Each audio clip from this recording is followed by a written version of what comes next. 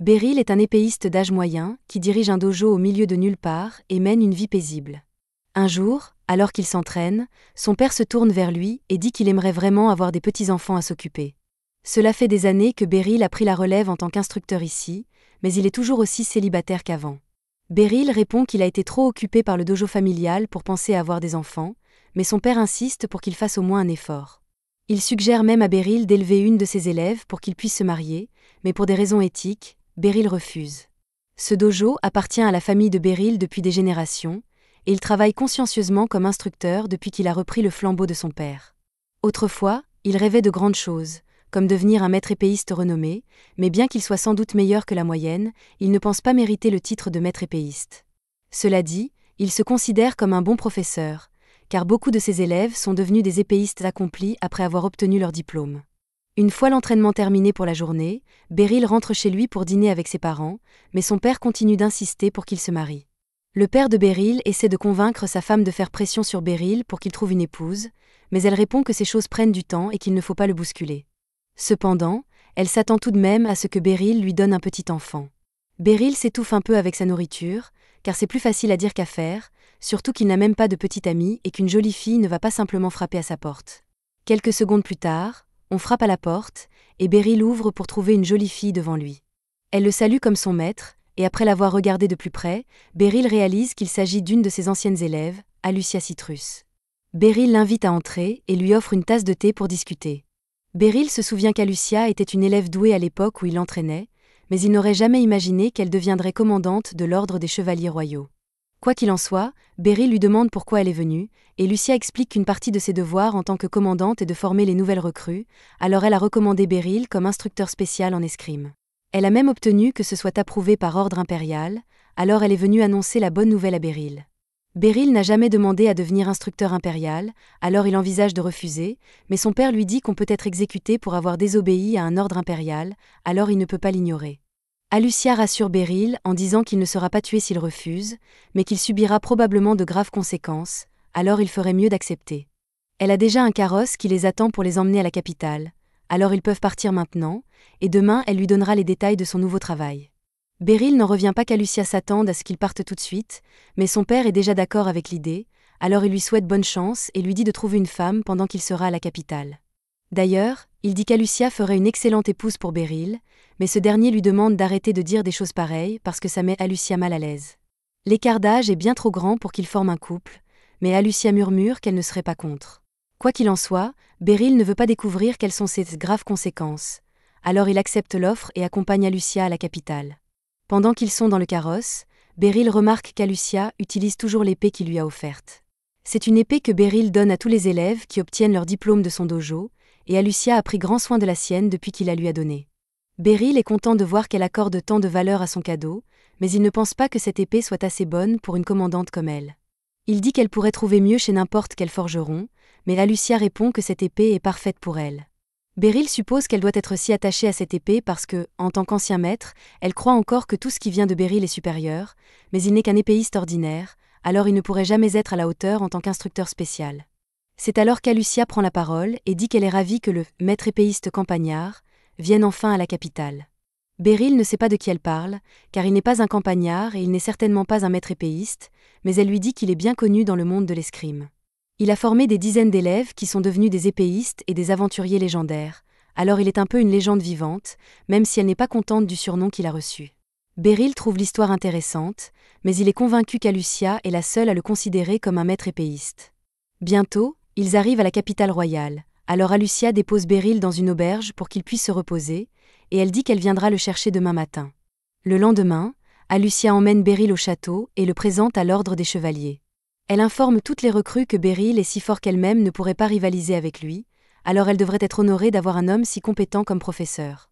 Cependant, quelques chevaliers ne pensent pas que Beryl mérite une position si élevée, et l'un d'eux est particulièrement mécontent de cette situation. Peu après, Beryl discute avec Alucia dans les couloirs, et elle le félicite pour être officiellement devenu instructeur spécial. Elle lui dit qu'il n'aura besoin de venir entraîner les recrues que 3 ou 4 fois par mois, alors cela ne devrait pas trop interférer avec ses leçons habituelles au dojo. C'est alors qu'une fille arrive en courant vers Beryl, tellement excitée de revoir son maître qu'elle peut à peine se contenir. Elle s'appelle Kuruni, et c'était une élève du dojo de Beryl il y a 2 ans. Il se souvient que son rêve était d'intégrer l'ordre des chevaliers, alors il est content de voir qu'elle a réussi. Bien que Kuruni ne soit encore qu'une stagiaire, elle a encore beaucoup de travail avant de devenir une vraie chevalière. Cela dit, elle est heureuse de s'entraîner à nouveau sous la direction de Beryl, et c'est la même chose pour Alucia.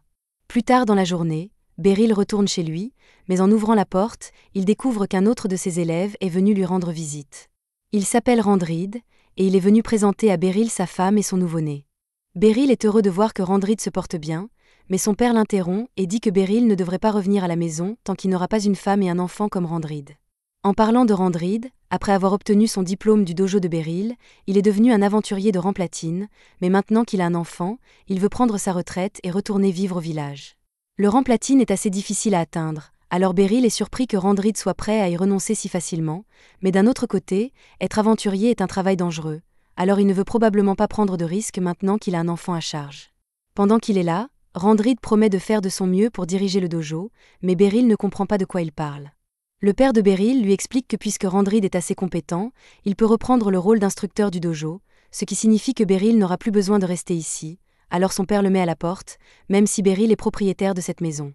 Le lendemain, Beryl explique toute la situation à Alucia et dit qu'il doit trouver une maison dans la ville.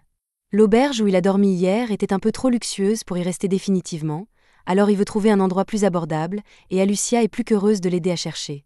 Elle lui demande s'il aimerait venir vivre chez elle, mais Beryl ne pense pas que ce serait approprié, alors, au grand désappointement d'Alucia, il décline. Alucia lui demande ensuite s'il veut aller manger avec elle, puisqu'il est l'heure du déjeuner, et Beryl est d'accord, alors il se dirige vers un restaurant. Cependant, pendant qu'il marche, quelqu'un traite Alucia déhontée pour se promener en ville avec un homme et l'appeler « maître » sans réfléchir. La fille et Alucia semblent avoir un passé conflictuel, et la fille trouve scandaleux qu'une fière commandante des chevaliers se promène avec un homme au hasard. Beryl essaie de cacher son visage pour éviter les conflits, mais la fille veut voir son visage, alors elle baisse la carte, et dès qu'elle reconnaît Beryl, elle l'appelle maître. Beryl est confus parce qu'il ne sait pas qui elle est, alors elle lui rappelle qu'elle s'appelle Serena et qu'il a sauvé autrefois et lui a appris à manier l'épée. Beryl met un moment à s'en souvenir, mais il finit par se rappeler avoir trouvé une fille blessée il y a 20 ans. Il l'avait recueillie et soignée avant de lui apprendre à se battre, mais il ne l'avait pas revue depuis plus de 10 ans, alors il est agréablement surpris de voir qu'elle est devenue une aventurière de rang noir. Serena s'excuse de ne pas avoir rendu visite à Beryl toutes ces années, mais elle est aussi curieuse de savoir pourquoi il est soudainement dans la capitale royale. Alucia explique que Beryl a été nommé instructeur spécial pour l'ordre des chevaliers, alors il déménage à la capitale, et elle est là pour l'aider à trouver une auberge adaptée. Cependant, Serena dit qu'elle serait bien meilleure pour trouver un logement, car en tant qu'aventurière, elle a l'habitude des auberges. Serena et Alucia commencent à se disputer pour savoir qui accompagnera Beryl dans sa recherche de logement, et Beryl ne comprend pas pourquoi elle se déteste autant, mais avec leur aide, il finit par trouver une auberge qui lui convient. Il les remercie toutes les deux pour leur aide, mais il leur demande d'arrêter de se disputer pour lui, car il ne supporte plus les cris. Par respect pour Beryl, elles arrêtent de se disputer et rentrent chez elles en silence. Beryl les regarde depuis une fenêtre, et bien qu'il ne puisse pas dire qu'il appréciera toute l'agitation de la vie en ville, il trouve agréable d'avoir autant de ses élèves autour de lui pour s'occuper de lui. Le lendemain, l'ordre des chevaliers s'entraîne comme d'habitude, et le vice-commandant, Ambry, domine absolument tous les autres avec son talent. Après avoir vaincu son partenaire d'entraînement, Alucia fait une annonce soudaine et informe tout le monde qu'il y a un changement d'emploi du temps. Au lieu d'une fois par semaine, Beryl commencera à les instruire à partir d'aujourd'hui, alors elle s'attend à ce qu'ils travaillent plus dur que jamais. Beryl leur dit qu'il est heureux d'être là, mais avant qu'il ne puisse commencer sa première leçon, Ambry s'approche et dit qu'il a quelque chose à dire. Pour être instructeur spécial de l'ordre des chevaliers, Beryl doit posséder un certain niveau de force, alors il le met au défi en duel. Ambry n'essaie pas d'être irrespectueux, il veut simplement s'assurer que Beryl est à la hauteur, et en tant que vice-commandant, il est dans son droit de demander un duel, alors Alucia le sanctionne. Beryl aimerait vraiment qu'elle arrête d'accepter des choses en son nom, mais puisqu'Ambry l'a défié, il n'a d'autre choix que de se préparer pour le duel. Ambry est convaincu qu'Alucia ne pense autant de bien de Beryl que parce qu'il était son instructeur quand elle était enfant, mais cela ne signifie pas que Beryl est fait pour être instructeur spécial de l'ordre des chevaliers, alors Ambry va le prouver en le battant maintenant. Beryl est d'accord avec Ambry, car il ne pense pas être à la hauteur, mais ce serait mauvais pour Alucia si l'homme qu'elle a recommandé perdait facilement, alors il décide de faire de son mieux contre Ambry. Le duel commence, et Ambry charge pour attaquer Beryl. Beryl commence à parer les attaques, et il est impressionné par la puissance et la vitesse de Ambry, mais il sait que s'il peut dévier l'une des frappes parfaitement, cela laissera Ambry à découvert, et il pourra contre-attaquer. C'est exactement ce qu'il fait, et Ambry reste sans voix, car dans un vrai combat, il serait mort à cet instant.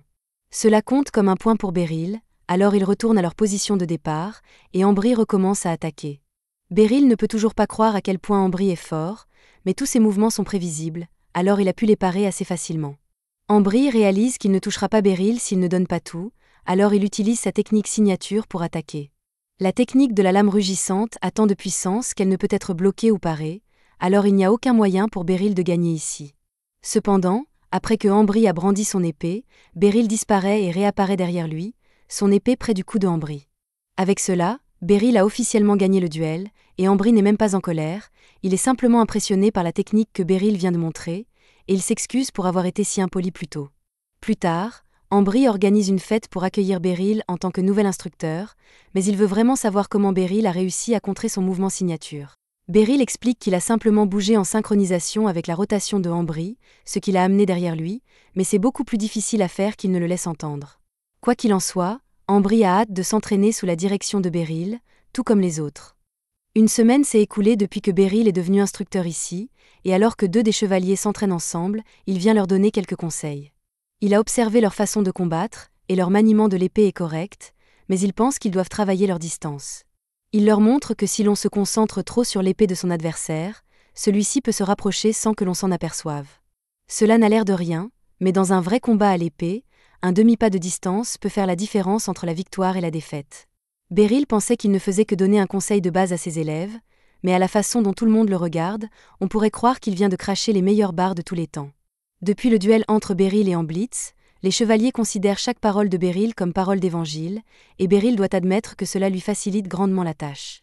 Une fois l'entraînement terminé, Beryl s'assoit pour se détendre et Amblitz lui tend une serviette pour essuyer sa sueur.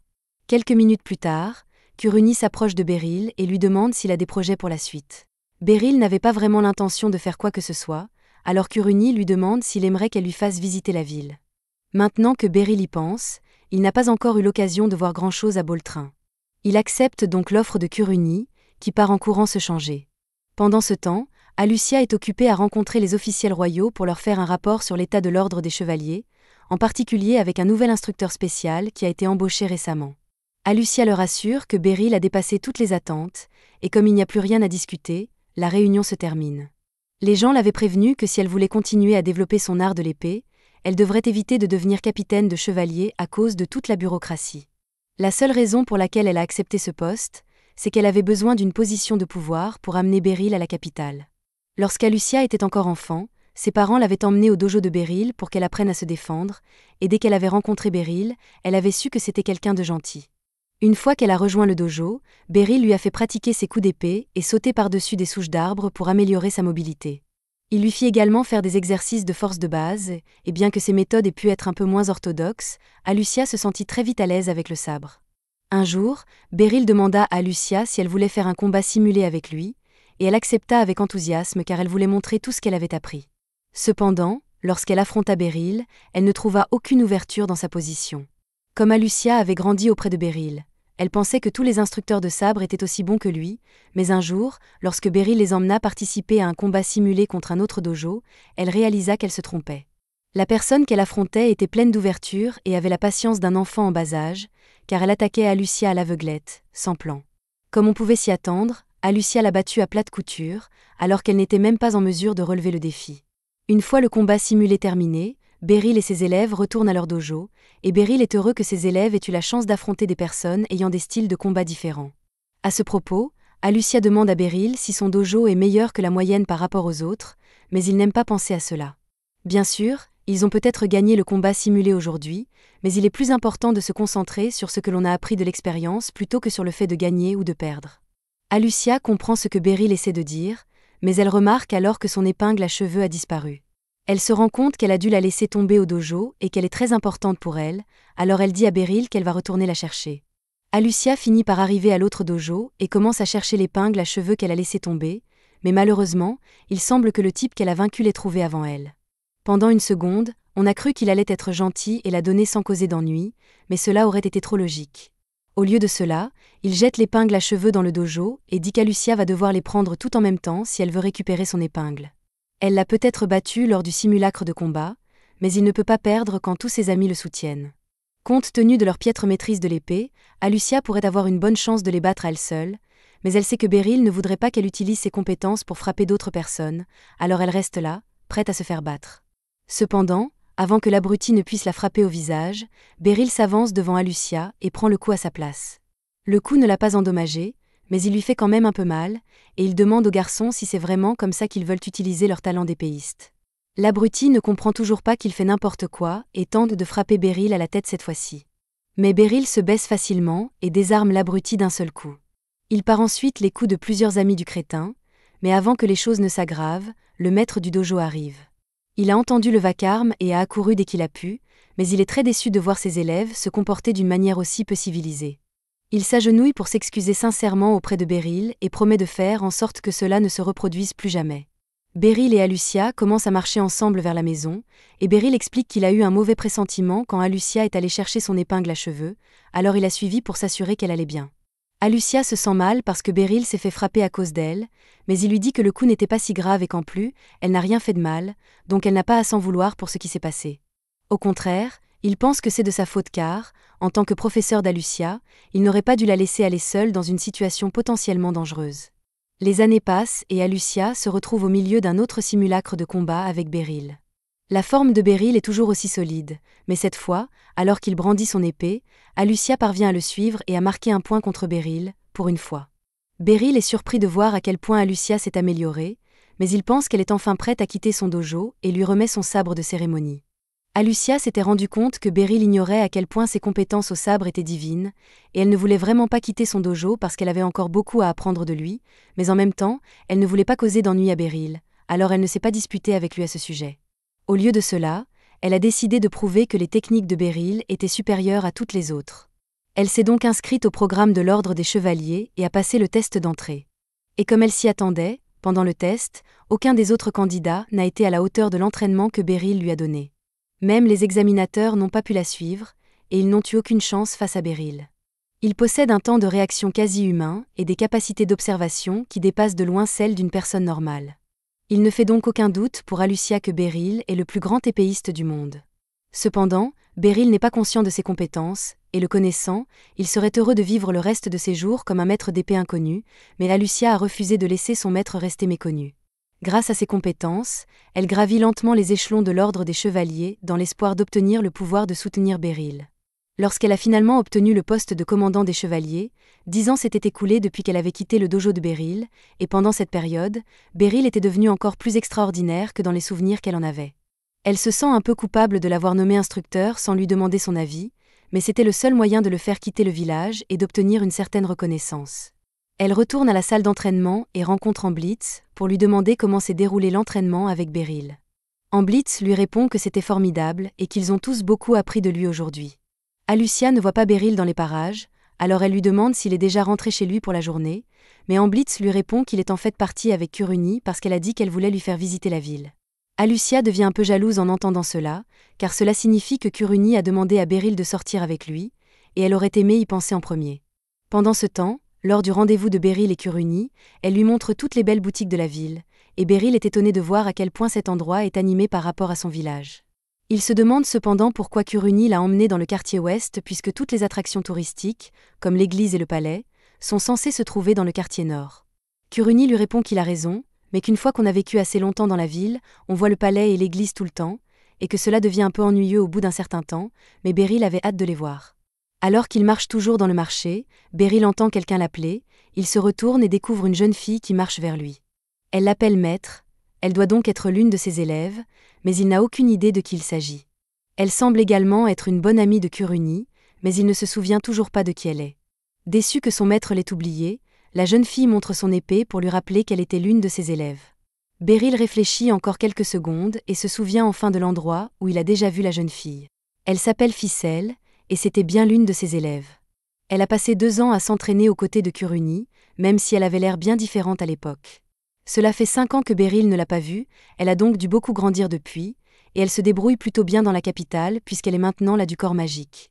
Beryl est heureux d'apprendre qu'elle se débrouille bien, mais il est un peu surpris qu'elle ait rejoint le corps magique, car il ne se souvient pas lui avoir appris quoi que ce soit sur la magie. Kuruni demande à Ficelle si elle est venue faire des achats. Elle lui explique qu'elle est venue acheter des accessoires magiques. Beryl n'a jamais entendu parler d'accessoires magiques auparavant, alors Ficelle en prend un et explique qu'il permet à n'importe qui d'utiliser la magie, bien qu'elle soit capable d'utiliser la magie sans aucun accessoire. Beryl est surprise que Ficelle puisse vraiment utiliser la magie toute seule, mais d'un autre côté, elle a dit qu'elle faisait partie du corps magique, donc c'est logique.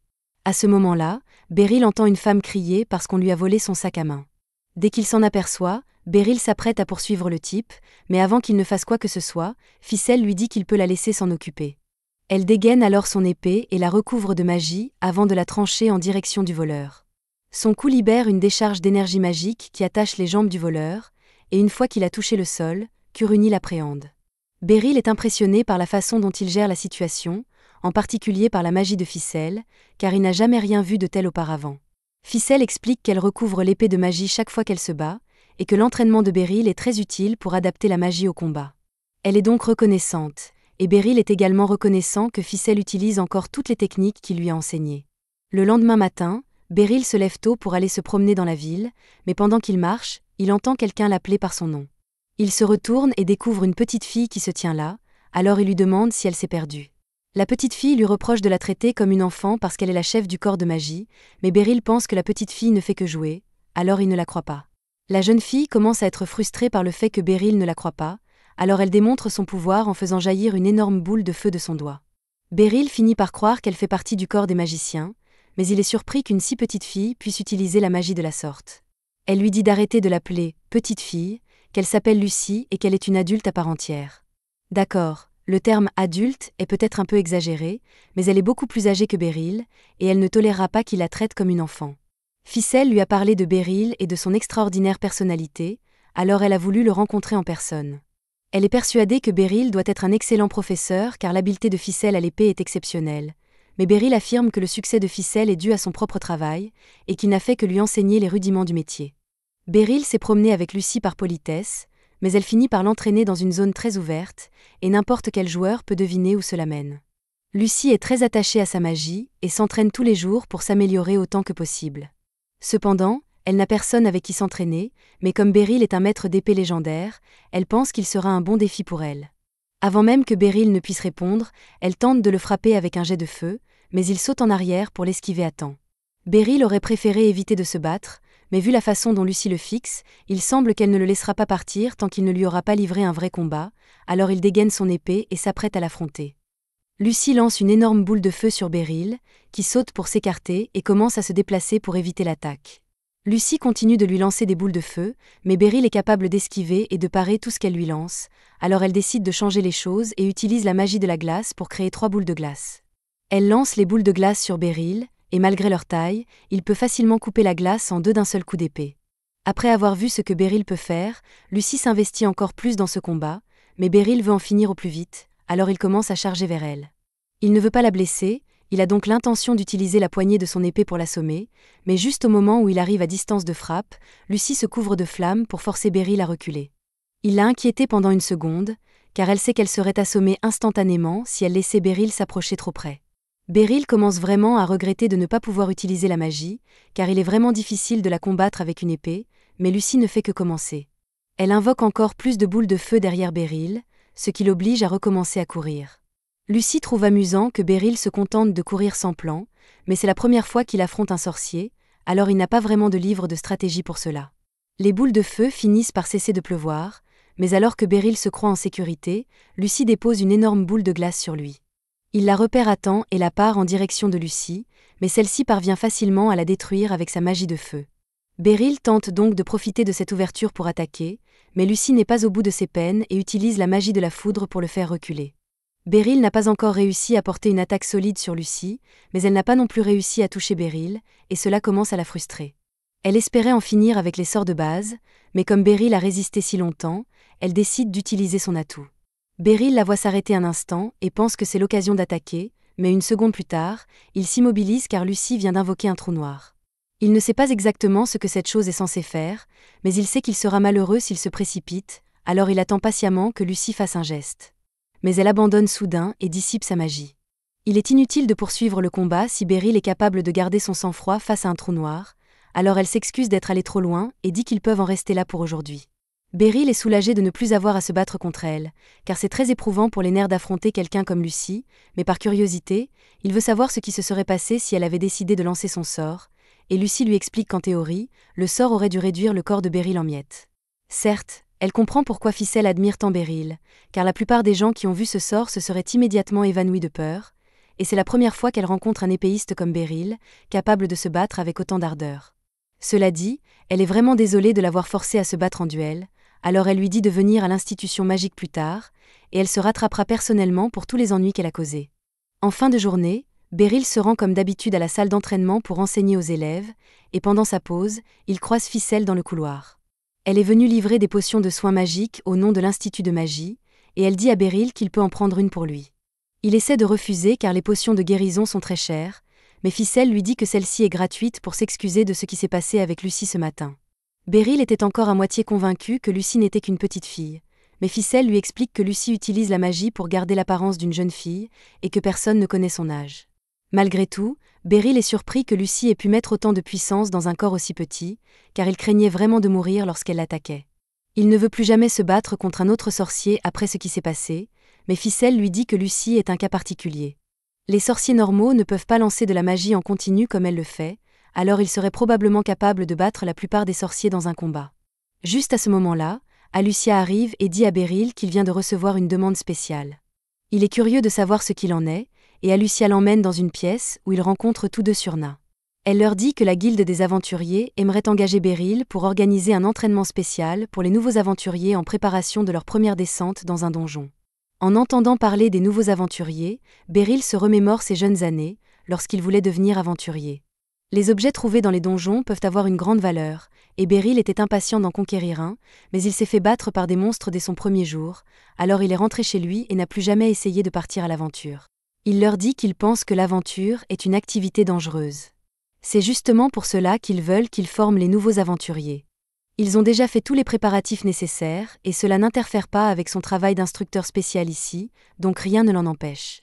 Surna l'invite donc à se rendre à la Guilde des aventuriers et à rencontrer le maître de la Guilde pour en discuter. La Guilde des aventuriers étant proche, Surna y emmène Beryl immédiatement et, une fois arrivés, ils entrent dans le bureau du maître de la Guilde. Cependant, à la surprise de Beryl, il trouve Lucy qui l'attend sur le canapé. Elle a entendu parler du travail que la Guilde des aventuriers lui a offert, et comme elle est très amie avec le maître de la Guilde, elle s'est précipitée pour rencontrer Beryl à nouveau. Le maître de la Guilde, Nidus, se présente alors, et avec tout ce qu'il a entendu sur Beryl de la part de Surna et de Lucy, il n'a aucun doute sur le fait que le choisir était la bonne décision. Beryl tente de rappeler à Nidus qu'il n'a pas encore accepté le poste, mais ses paroles sont complètement ignorées. Nidus désigne son assistant, Megan, et dit à Beryl qu'il peut discuter des détails du poste avec lui, mais avant cela, Megan veut clarifier quelque chose. Il demande à Beryl s'il a une quelconque expérience en tant qu'aventurier, et Beryl répond par la négative. Megan commence alors à se demander si Beryl est vraiment apte à former de nouveaux aventuriers. Beryl est très heureux que Megan ait dit cela, car il n'aura peut-être plus à accepter le poste, mais le commentaire de Megan a énervé Surna et Lucy, qui s'étaient déjà portées garantes de Beryl. Pourtant, Megan continue de douter de lui. Avec tout le respect que je lui dois, Megan ne fait que veiller à la sécurité des aventuriers, car on a signalé récemment d'étranges comportements de monstres. Nidus comprend le point de vue de Megan et lui demande ce que Beryl devrait faire pour gagner son approbation. Megan répond que si Beryl parvient à gagner un duel contre la Surna de rang noir, il prouvera qu'il est un enseignant qualifié. Cela semble assez simple, et puisque Surna est d'accord avec l'idée, au grand désarroi de Beryl, Nidus dit qu'il va organiser le duel immédiatement. En peu de temps, Beryl et Surna sont toutes deux sur le terrain d'entraînement, et une foule immense s'est déjà rassemblée autour d'elle. Tous sont impatients de voir contre qui la légendaire Surna va se battre, et Surna est tout aussi excitée à l'idée de combattre à nouveau son maître. À l'époque où Surna était une petite fille, elle et ses parents faisaient partie d'une caravane commerciale, mais au milieu du voyage, ils ont été attaqués par une bête qui a déchiré un chariot en lambeaux. Dans un effort désespéré pour sauver leur fille, les parents de Surna l'ont jetée du haut de la falaise voisine, si bien qu'elle a été la seule à survivre à l'incident ce jour-là. Lorsqu'elle se réveilla enfin, elle trouva Beryl debout au-dessus d'elle. Il la ramena chez lui pour soigner ses blessures, et une fois qu'elle se sentit un peu mieux, il commença à lui poser quelques questions. Il lui fait dire qu'elle s'appelle Surna, mais quand il lui parle de ses parents, elle commence à avoir une crise de panique, et Beryl lui dit de se reposer jusqu'à ce qu'elle se sente mieux. Comme Surna n'a nulle part où aller, Beryl demande à ses parents s'ils accepteraient de la laisser vivre ici, au moins jusqu'à ce qu'ils lui trouvent une nouvelle maison. Au début, elle hésitait à s'ouvrir à eux, mais un matin, elle vit par hasard Beryl s'entraîner avec son épée. Beryl vit qu'elle était intriguée et lui demanda si elle voulait se joindre à lui. Surna commença alors à s'entraîner avec Beryl dès qu'elle en avait l'occasion, et tandis qu'il lui enseignait les rudiments du maniement de l'épée, ils se rapprochèrent beaucoup tous les deux. En conséquence, Surna devint plus sociable, et un matin, alors que Beryl se préparait à commencer ses cours dans son dojo, il vit Surna qui attendait dehors, son sabre à la main, et il l'invita à se joindre à lui. Surna prenait son entraînement au sabre très au sérieux, et elle aurait aimé rester avec la famille de Beryl pour toujours, mais finalement, une famille s'est présentée qui était prête à l'adopter, et Beryl et ses parents l'ont encouragée à aller avec eux parce qu'ils pensaient que c'était ce qu'il y avait de mieux pour elle. Surna ne voulait vraiment pas partir, mais en même temps, elle ne voulait pas causer d'ennui à Beryl, alors elle l'a remercié pour tout ce qu'il avait fait pour elle, et ils sont partis chacun de leur côté. Quelques années plus tard, Surna était déjà devenue une aventurière de rang or, et elle était en mission d'escorte lorsque la caravane fut soudainement attaquée par un groupe de bandits. Le chef des bandits était connu pour être un dangereux épéiste, et son coéquipier l'a donc averti de faire attention, mais avant qu'il ne s'en rende compte, Surna avait déjà sauté dans les airs pour attaquer les bandits, et en peu de temps, ils étaient tous inconscients sur le sol. Si Surna a choisi de devenir aventurière, c'est pour deux raisons principales. D'une part, parce qu'elle veut prévenir le plus de tragédies possibles pour que personne n'ait à vivre ce qu'elle a vécu, et d'autre part, parce qu'elle veut mettre à profit toutes les compétences que Beryl lui a enseignées. Maintenant qu'elle a la chance de retrouver Beryl après 20 ans, elle compte bien lui montrer à quel point elle s'est améliorée depuis la dernière fois qu'il l'a vue. Beryl n'est pas vraiment ravi de ce duel, mais il voit à quel point Surna est enthousiaste, et en tant que maître, il se doit de lui offrir un bon combat. Au début du duel, Surna charge en avant et commence à attaquer Beryl avec un barrage incessant de coups d'épée. Elle est incroyablement rapide, mais Beryl est toujours capable de suivre ses attaques, si bien qu'elle ne peut pas porter un seul coup. Surna est ravie de la tournure que prend le combat, car cela fait longtemps qu'elle n'a pas pu affronter quelqu'un à pleine puissance sans craindre de le blesser, et Beryl est heureux de voir que Surna a gagné en puissance depuis la dernière fois qu'il l'a vue. Il voit bien qu'elle s'est entraînée sans relâche pour atteindre son niveau actuel, mais elle n'est pas encore parfaite, car il a décelé une faille dans son style de combat.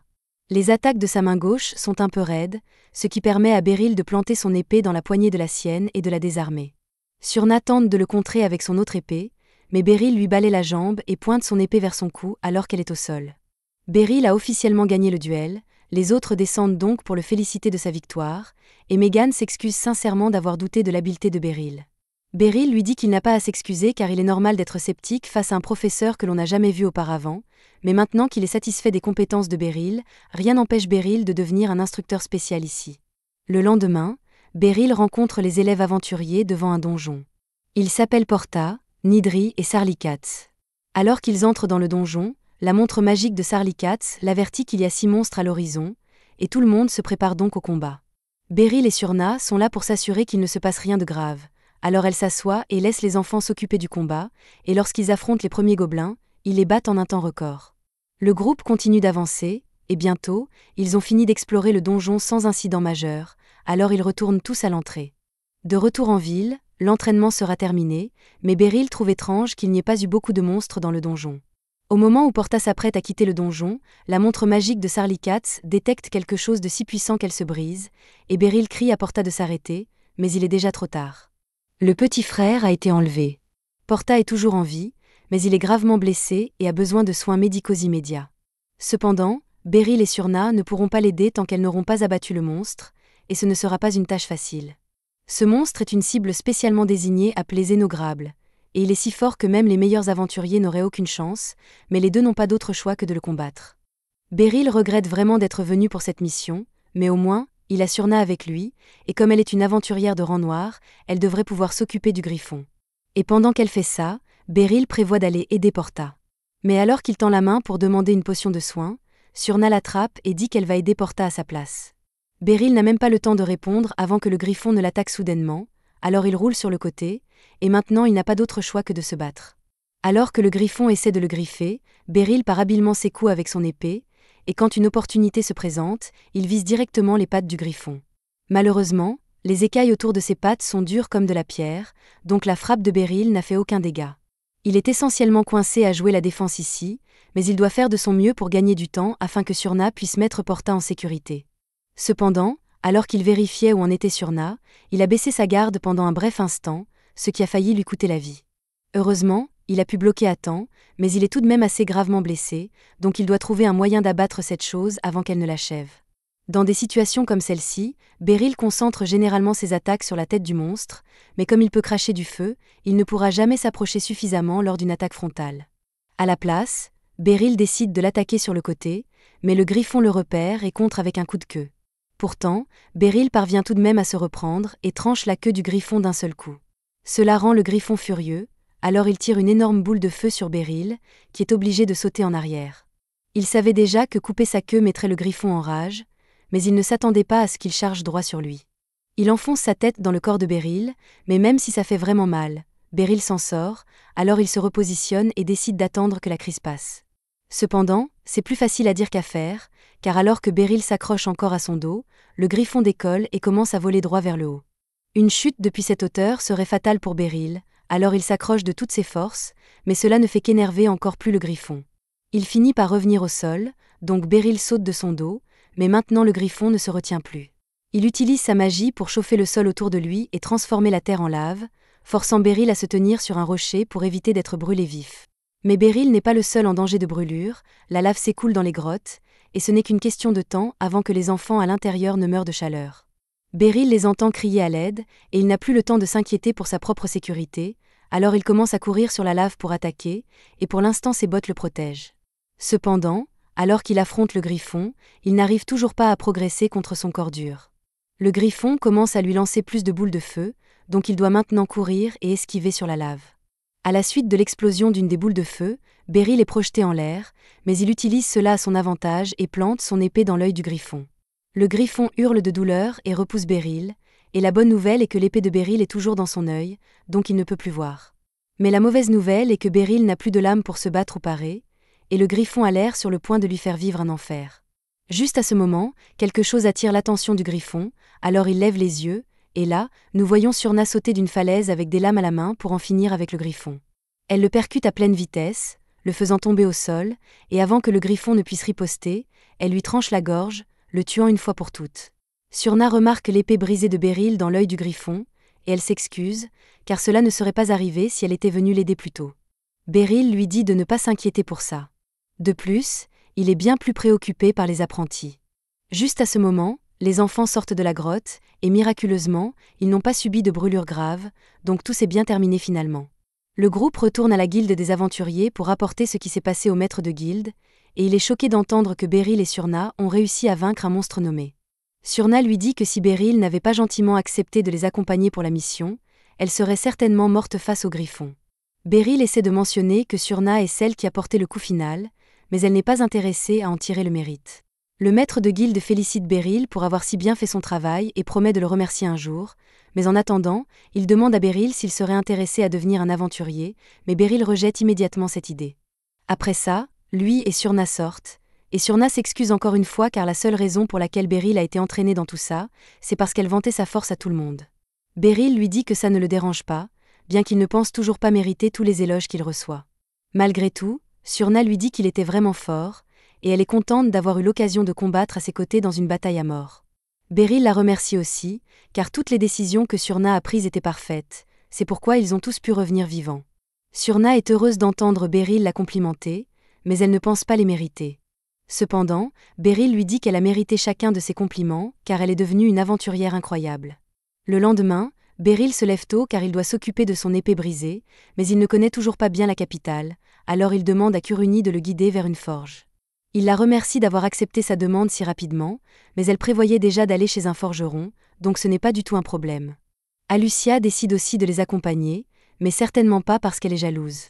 Elle dit qu'elle est là parce que choisir une épée est une décision importante, et elle veut aider Beryl à faire le meilleur choix possible. Mais la vérité est qu'elle a déjà raté toutes ses chances d'avoir un rendez-vous avec Beryl, donc elle ne peut pas laisser cette opportunité lui échapper aussi. Ils arrivent finalement chez le forgeron, et le propriétaire sort pour saluer Kuruni.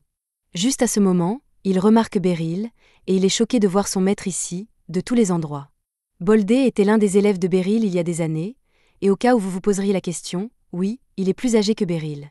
En fait, il était l'élève le plus âgé que Beryl ait jamais entraîné à l'époque, et la seule raison pour laquelle il s'est entraîné au dojo de Beryl était parce qu'il pensait qu'il était important de savoir utiliser une épée s'il voulait devenir un bon forgeron. Malgré tout, il a toujours pris les leçons de Beryl au sérieux, et à en juger par les apparences, il a réussi à réaliser son rêve de devenir forgeron. Puisque tout le monde est là, Boldé demande ce qu'il peut faire pour eux, alors Kuruni commence et dit qu'elle a besoin d'affûter son épée courte. Boldé dit qu'il sera heureux de l'aider, alors il lui demande de la lui montrer. Kuruni lui tend son épée, et Boldé l'examine longuement, mais après quelques instants, il la laisse tomber et lui dit qu'il ne peut rien faire car elle a ruiné l'épée. Alucia trouve ça bizarre que Kuruni ait ruiné son épée puisqu'elle est généralement très précise lors de l'entraînement, mais si c'est le cas, alors il n'y a qu'une seule explication pour l'état de l'épée. Beryl se tourne vers Kuruni et lui demande ce qu'elle ressent quand elle tient l'épée courte. Elle y réfléchit et lui dit que l'épée lui semble légère, mais dès que Beryl et Boldé entendent ça, ils savent exactement ce qui ne va pas. Ils lui disent qu'elle n'est pas faite pour utiliser l'épée courte car si tu ne sens pas le poids de ton arme, alors tu ne pourras pas la manier correctement. Cela dit, ils devront lui trouver une nouvelle épée, et Beryl pense qu'une grande épée à deux mains pourrait lui convenir. Kuruni est petite, mais elle est aussi très forte, donc elle ne devrait pas avoir trop de mal à gérer le poids.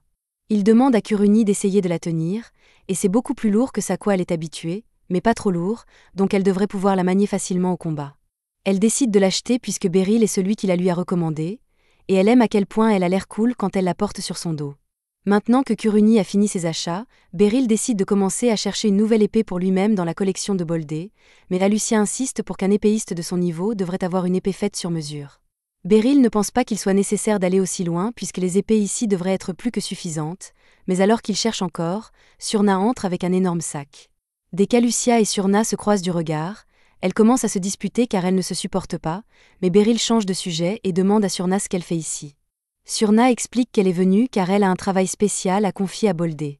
Elle pose son sac sur le comptoir et révèle que c'est la patte du griffon qu'elle et Beryl ont tué. Elle dit à Boldé qu'elle veut qu'il fabrique une épée longue avec ça. Boldé est impressionné car c'est la première fois qu'on lui demande de fabriquer une épée longue à partir du cadavre d'un monstre nommé, mais il se demande pourquoi Surna voudrait une épée longue alors qu'elle est connue pour utiliser des lames jumelles. Elle explique qu'elle veut en fait offrir l'épée à Beryl, mais Beryl ne pense pas mériter une épée aussi fantaisiste. Il rappelle à Surna que c'est elle qui a porté le coup fatal, donc elle mérite de garder la patte du monstre pour elle, mais elle insiste pour lui offrir une épée car c'est la seule façon de compenser l'épée que Beryl a perdue. Boldé intervient soudainement et dit à Beryl d'accepter le cadeau, mais pas parce qu'il est du côté de Surna, c'est parce qu'il a vraiment envie d'essayer de fabriquer une épée géniale à partir des parties d'un monstre nommé. Beryl finit par accepter de se faire fabriquer une épée à partir de la patte du monstre, mais il voit déjà à l'expression de Boldé qu'il va essayer quelque chose de fou. Il rappelle à Boldé qu'il veut juste une épée normale, et Boldé promet de ne rien fabriquer de bizarre, mais pour une raison quelconque, Beryl ne lui fait pas confiance. Dans tous les cas, Boldé dit qu'il lui faudra un certain temps pour terminer son chef-d'œuvre, alors il demande une semaine, et Beryl n'a pas de problème avec ce délai. Donc, puisque leurs affaires ici sont terminées, Beryl dit qu'il est temps de partir. Et dès qu'il dit ça, Kuruni s'approche de Beryl et lui demande une petite faveur. Comme elle vient d'acheter une nouvelle épée, elle va devoir apprendre à l'utiliser correctement, alors elle demande à Beryl de lui donner des cours particuliers. Beryl l'informe qu'une grande épée a deux fonctionnalités principales. Premièrement, tu peux mettre beaucoup de force dans tes coups, il est préférable de frapper latéralement pour bien utiliser ton élan. Deuxièmement, tu peux tenir l'épée par le ricasso pour la manœuvrer plus facilement. Kuruni essaie, et ça lui rappelle des souvenirs car quand elle faisait partie du dojo de Beryl, elle a passé des années à apprendre à manier son épée correctement. Plus tard dans la nuit, Beryl rentre chez lui seul, et en chemin, il remarque une enfant venir dans sa direction. Normalement, il n'y prêterait pas attention, mais alors qu'ils se croisent, elle essaie de fouiller dans la veste de Beryl pour lui voler son argent. Beryl la prend sur le fait et lui attrape le bras pour qu'elle ne puisse pas s'enfuir, mais soudain, elle lui lance un sort de feu pour le distraire. Son plan fonctionne car Beryl a été obligée de la lâcher pour se protéger. Elle s'enfuit alors dans la nuit et finit par entrer dans un bâtiment délabré avec un groupe d'hommes qui jouent au jeu d'argent à l'intérieur. Alors qu'elle passe devant eux, elle leur donne tout l'argent qu'elle a réussi à voler cette nuit-là, mais les hommes ne sont pas satisfaits du montant, alors ils l'accusent de ne pas faire assez d'efforts. Cependant, leur boss prend la parole et leur dit de se taire car MUI ne ferait jamais exprès de faire ça. Après tout, elle sait qu'il y aura des conséquences si elle s'oppose un jour à lui. Le visage de MUI reste impassible, mais elle sait à quel point le boss peut être cruel, donc elle ne peut pas se permettre de faire encore des erreurs. Cependant, elle réalise soudain qu'elle a fait une énorme erreur, car dans sa hâte de s'enfuir de Beryl, elle a accidentellement laissé tomber sa bague au sol, et Beryl vient de la trouver. Le lendemain, dans la salle d'entraînement, Kuruni s'entraîne toujours avec sa nouvelle épée à deux mains, et en blitz combat Beryl de l'autre côté de la salle. Jusqu'à présent, il n'a pas réussi à toucher Beryl une seule fois, alors lorsqu'il charge pour une dernière attaque, il feinte un coup descendant et vise plutôt l'abdomen de Beryl. Beryl est impressionné par la technique, mais il parvient tout de même à la contrer, et Amblitz perd. Amblitz remercie Beryl pour la leçon, et Beryl le félicite pour ses progrès rapides. Ce mouvement était presque parfaitement exécuté, mais cela n'a pas suffi à surpasser les réflexes de Beryl. Juste à ce moment, Amblitz regarde Kuruni et mentionne qu'il faut beaucoup de courage pour changer d'arme aussi brusquement comme elle l'a fait, mais elle montre un grand potentiel. Et il est vraiment important que l'ordre des chevaliers améliore sa puissance de combat pour pouvoir affronter le groupe de voleurs connus sous le nom de la main sombre du crépuscule. Les voleurs du crépuscule ont récemment commencé leurs opérations dans la capitale, et ils causent beaucoup de problèmes. Alors la garde royale et l'ordre des chevaliers enquêtent, et dès qu'ils localiseront la cachette du crépuscule, ils prévoient de faire une descente et d'arrêter tous les voleurs. Mais pour être en sécurité, ils auront besoin de toutes les forces disponibles, et Kuruni est une véritable force. Bien sûr, Amblitz est sûr que Beryl pourrait à lui seul vaincre les voleurs du crépuscule, mais il ne veut pas le déranger avec un travail aussi ennuyeux, alors il lui dit qu'il peut laisser tout le combat aux chevaliers de l'ordre, mais de toute façon, Beryl n'a pas envie de se battre. Il n'a jamais combattu de criminels auparavant, et il ne prévoit pas de commencer maintenant, mais il se souvient de la bague qu'il a récupérée sur ce pickpocket hier et se demande si elle pourrait aider dans l'enquête. Cependant, dès que Kuruni aperçoit la bague dans sa main, elle pense que Beryl prévoit de l'offrir en cadeau à quelqu'un, et Amblitz est d'accord avec elle.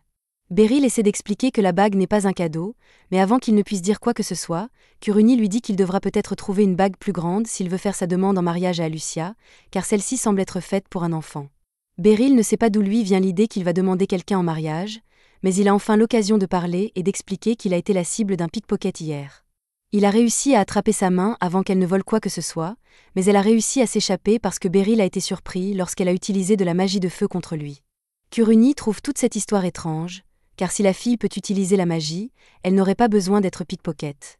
La magie est un talent rare, donc toute personne ayant des capacités magiques peut rejoindre l'Institut de magie gratuitement et avoir tous ses frais de subsistance pris en charge.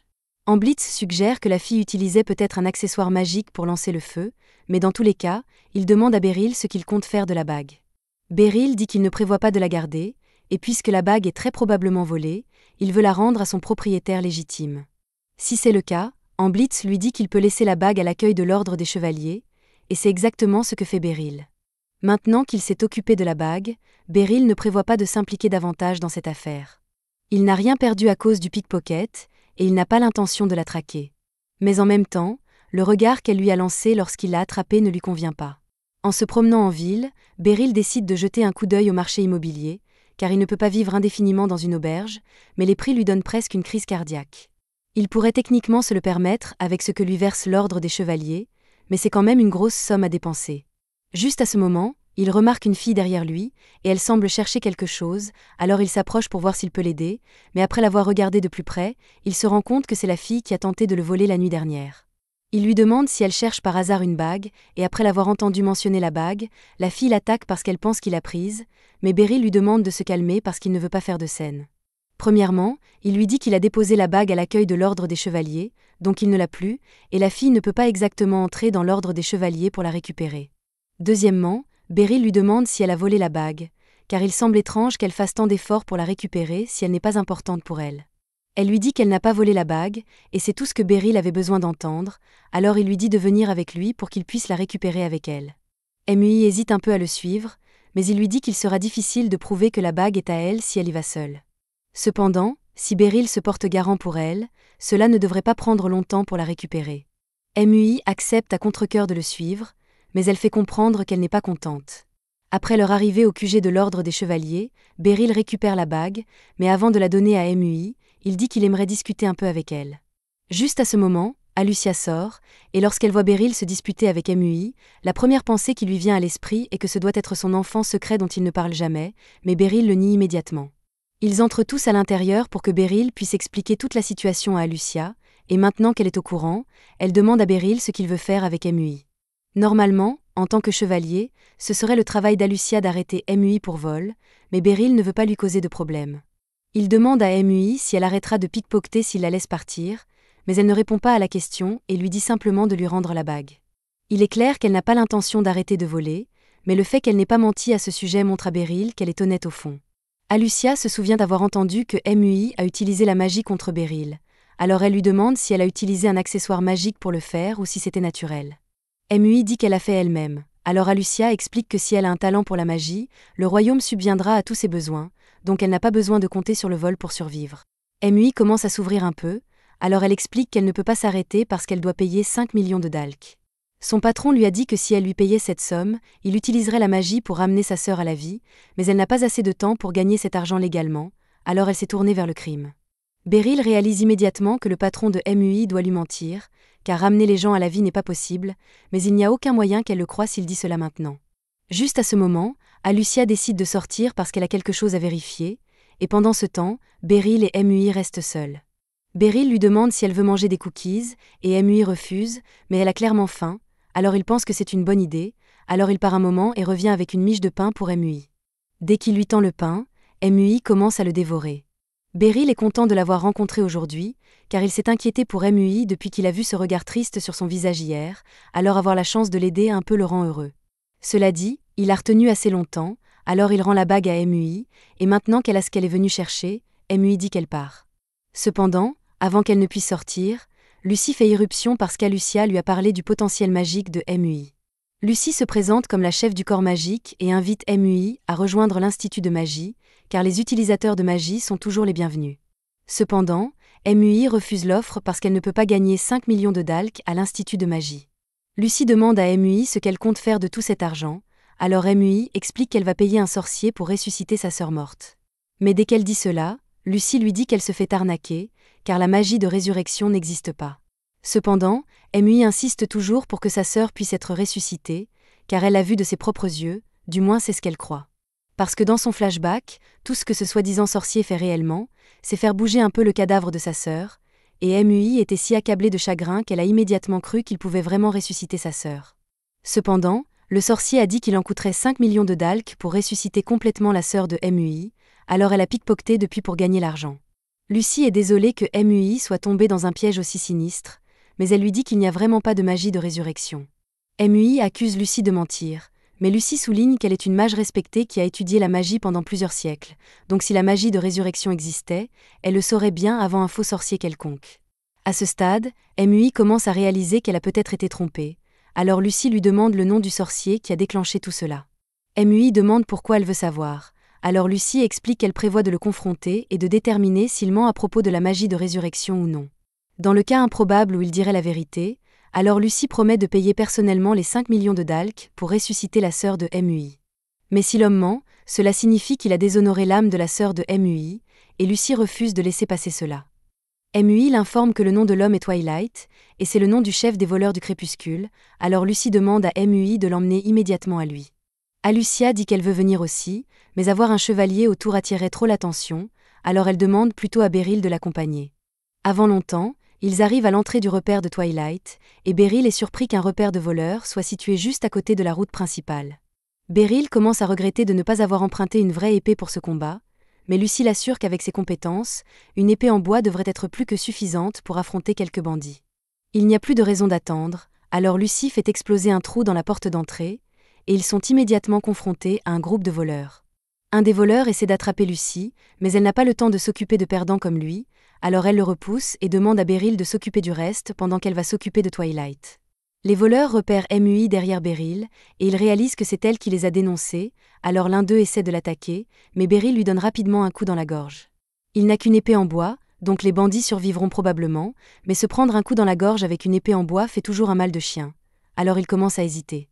Pendant que Beryl s'occupe de tout le monde à l'étage, Lucie descend au sous-sol pour affronter Twilight, et dès qu'il la voit, il utilise un accessoire magique pour faire tomber des boules de glace sur Lucie.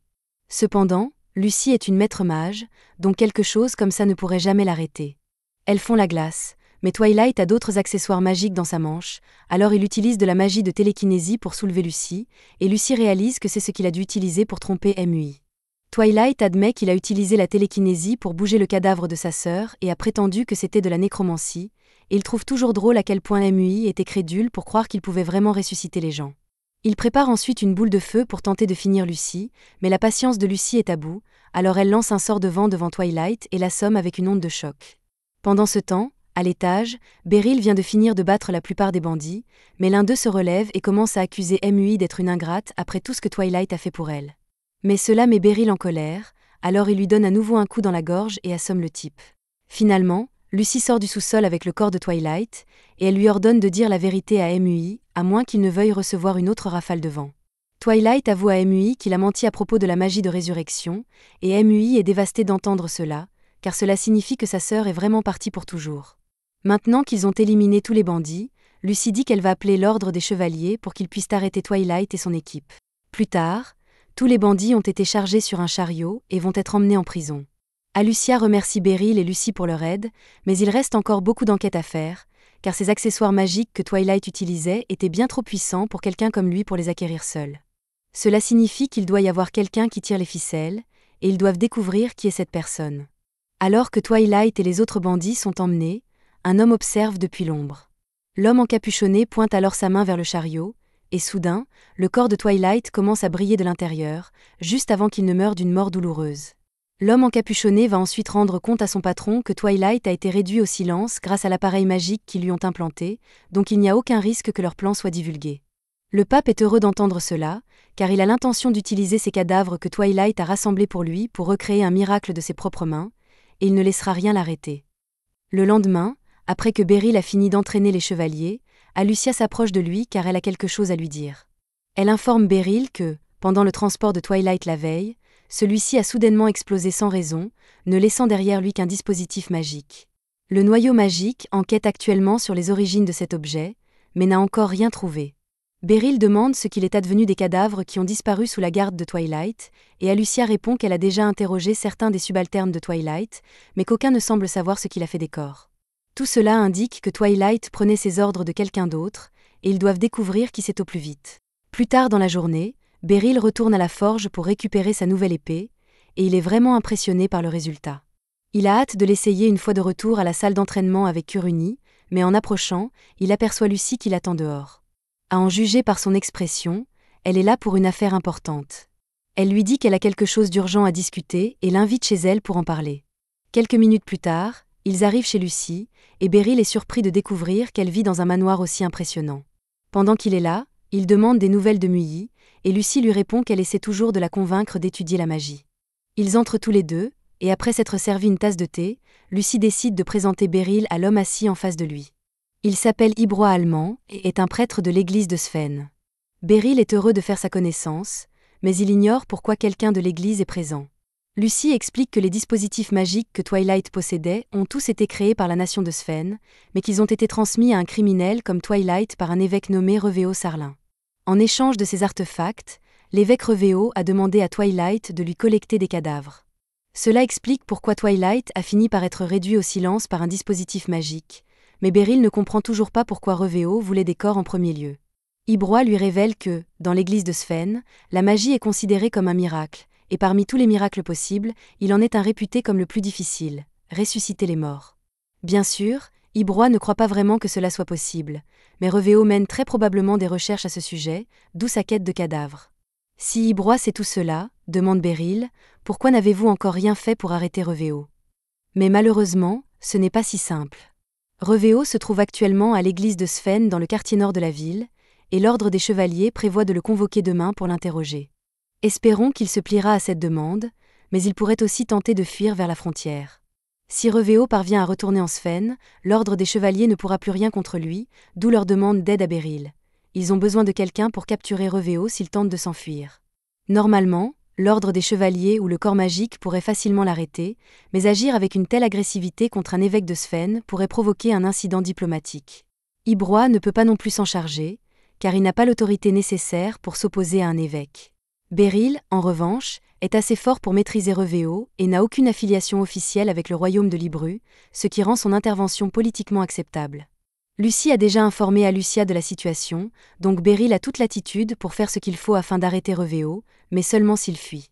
Si les accusations portées contre lui sont vraies, Lucy veut s'assurer que Revéo soit puni pour ses actes. Beryl, quant à lui, ne se soucie guère qu'un évêque tente de ressusciter les morts, mais il y a une chance qu'il puisse récupérer le corps de la sœur de MUI pour elle. La sœur de MUI ne reviendra pas à la vie, mais si MUI avait l'occasion de faire son deuil correctement, elle pourrait peut-être tourner la page. C'est pourquoi Beryl finit par accepter la requête de Lucy. Lucy lui est reconnaissante et promet de le récompenser généreusement. Mais alors que Beryl ouvre la porte pour partir, il tombe sur MUI, qui rentre juste de course. Muyi ne s'attendait pas à le voir aujourd'hui et lui demande ce qu'il fait là. Beryl répond qu'il est juste venu discuter rapidement avec Lucy, mais il est aussi heureux d'avoir revu Muyi, et encore plus ravi de constater qu'elle va bien. Muyi a encore du mal à comprendre pourquoi Beryl et Lucy ont fait tant d'efforts pour l'aider. Elle était une voleuse qui a tenté de le dérober, pourtant ils l'ont sauvée de Twilight, lui offrent un toit et prennent soin d'elle. Elle ne comprend pas pourquoi il se soucie autant d'elle, et Beryl sait qu'elle doit être déboussolée par ce changement radical dans sa vie. Mais il lui dit de ne pas trop réfléchir. Aucun des adultes ici ne la trompera ou ne profitera d'elle comme Twilight l'a fait.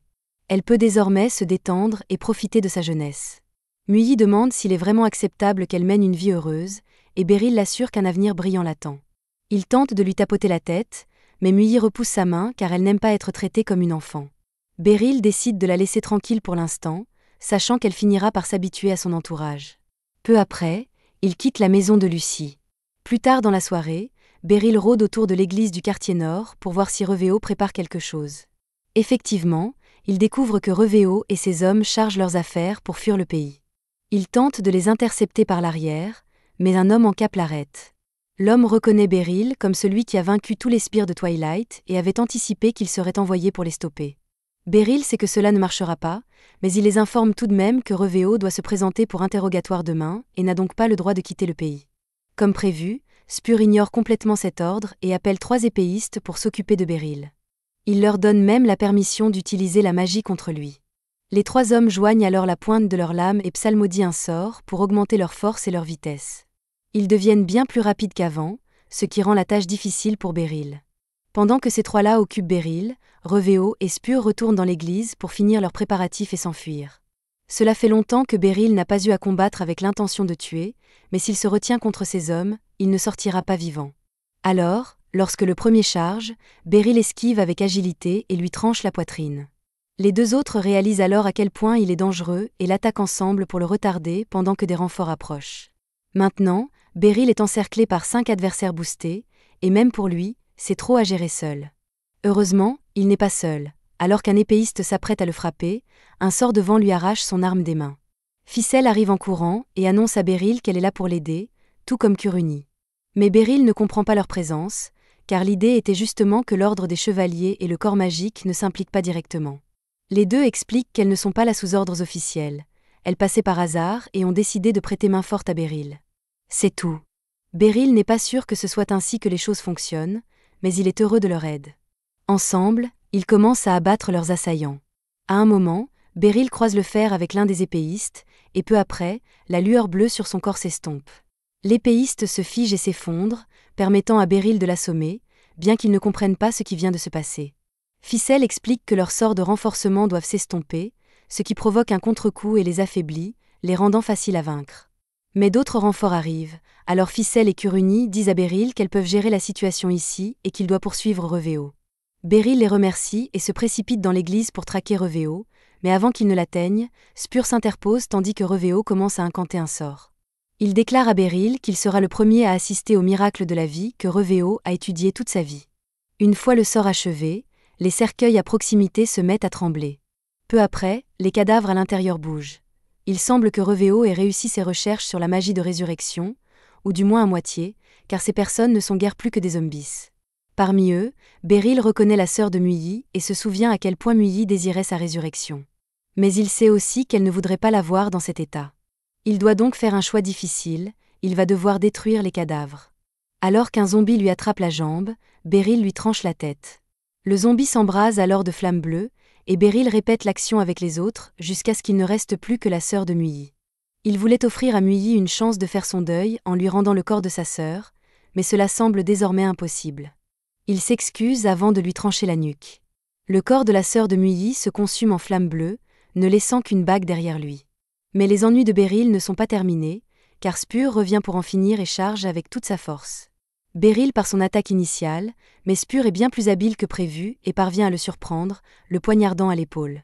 Cela ne signifie pas pour autant que Beryl va se laisser faire. Il se ressaisit et court droit sur Spur avec détermination. Alors que Spur tente de le frapper, Beryl esquive et lui entaille l'épaule. Spur n'aurait jamais imaginé qu'un vieil homme comme Beryl puisse le suivre malgré son boost magique, mais il a encore une carte dans sa manche. Il sort une dague et se poignarde le flanc pour gagner un surplus de puissance. Il charge une nouvelle fois Beryl, qui a désormais du mal à suivre la vitesse de Spur. Des entailles apparaissent sur tout son corps. Il est clair que Spur est l'un des adversaires les plus coriaces que Beryl ait jamais affrontés, mais il n'est pas question d'abandonner. S'il ne peut égaler la vitesse de Spur, il doit le surpasser en stratégie. Alors, lorsque Spur porte une nouvelle estocade, Beryl se penche pour parer avec son épaule. Certes, il subit une grave blessure, mais cela lui offre l'ouverture nécessaire pour franchir la garde de Spur et lui balafrer la poitrine. Normalement, cela aurait dû suffire à le mettre à terre, mais contre toute attente, Spur tient toujours debout. Même lorsque le contre-coup de ses bœufs le frappe, il continue d'avancer vers Beryl, bien que son corps saigne de partout. Beryl lui ordonne de s'arrêter car il a déjà perdu ce combat, mais tant qu'il respire, Spur ne cessera jamais de se battre. Beryl est à la fois impressionné et horrifié par sa résilience, mais ses blessures finissent par avoir raison de lui, et il s'effondre, mort. Maintenant que tout est terminé, Beryl sort et constate que Kuruni et Ficelle ont capturé Revéo. Il les remercie pour leur excellent travail. Il se tourne ensuite vers Revéo, mais aucun remords ne se lit sur son visage. Même en apprenant la défaite de Spur, il se contente de dire « Spur a dû se sacrifier avec joie pour notre cause ». Et même s'ils l'ont capturé, cela ne changera rien, car à moins qu'un miracle par le sang ne soit créé, le monde est condamné. Beryl ignore ce que Revéo raconte, supposant qu'il délire. Le lendemain matin, il rencontre Lucie pour lui raconter tout ce qui s'est passé. Mais il est toujours contrarié de n'avoir pu ramener intact le corps de la sœur de Muyi. Lucie voit qu'il est affecté et, pour le remonter le moral, lui dit de la suivre pour recevoir la récompense promise. Elle le conduit à une maison au centre de la ville et lui annonce « Voici ta récompense ». Beryl est stupéfait, il cherchait justement une maison récemment, donc cela tombe à pic. Lucie l'encourage à visiter les lieux, et à sa grande surprise, il trouve Muyi en train de balayer le couloir. Il lui demande ce qu'elle fait là, et Lucie explique que, la veille, elles ont discuté et que Muyi a décidé de s'inscrire à l'académie de magie. Mais pour cela, elle a besoin d'un tuteur légal. À partir d'aujourd'hui, elle vivra donc avec Beryl, qui sera comme un père pour elle. Cela fait 5 jours que Beryl a emménagé dans sa nouvelle maison, et bien qu'il soit ravi de posséder une maison avec un jardin et des sanitaires intérieurs, il ne s'y est pas encore habitué. Cela, et le fait qu'ils doivent maintenant s'occuper seuls d'une adolescente. Muyi descend pour prendre son petit déjeuner, et Beryl lui demande si elle aime la nourriture qu'il a préparée, mais tout ce que Muyi répond, c'est que ça lui convient tant que c'est comestible. Changeant de sujet, Beryl propose de laver les vêtements de Muyi de la veille, mais Muyi dit qu'elle peut s'en occuper elle-même, ce qui serait bien, mais la dernière fois que Beryl l'a laissé laver ses vêtements, elle s'est contentée de les asperger d'eau et a considéré que c'était fait. Il y a quelques secondes de silence gênant après cela, jusqu'à ce que Muyi finisse par parler, mais elle n'essaie pas de engager la conversation ou quoi que ce soit, elle veut juste demander la permission d'aller aux toilettes. Beryl lui rappelle que c'est aussi sa maison, donc elle n'a pas besoin de demander la permission pour ce genre de choses. Muyi dit qu'elle comprend et promet qu'elle ne demandera plus jamais la permission à Beryl pour quoi que ce soit à partir de maintenant, mais avec la façon dont elle l'a formulée, Beryl a l'impression que cela posera problème plus tard. Beryl a eu beaucoup d'expérience avec des adolescents du même âge que Muyi, mais c'est une toute autre histoire maintenant qu'il en a un à charge. Dans tous les cas, il sera difficile de vivre avec elle si elle est sur ses gardes avec lui tout le temps, donc il doit trouver un moyen de briser la glace avec elle. Il se souvient que Kuruni et Ficelle adorent les brochettes du marché, alors il en achète une pour Muyi, et elle dit qu'elle l'aime bien, mais elle ne montre pas beaucoup de réaction visuelle.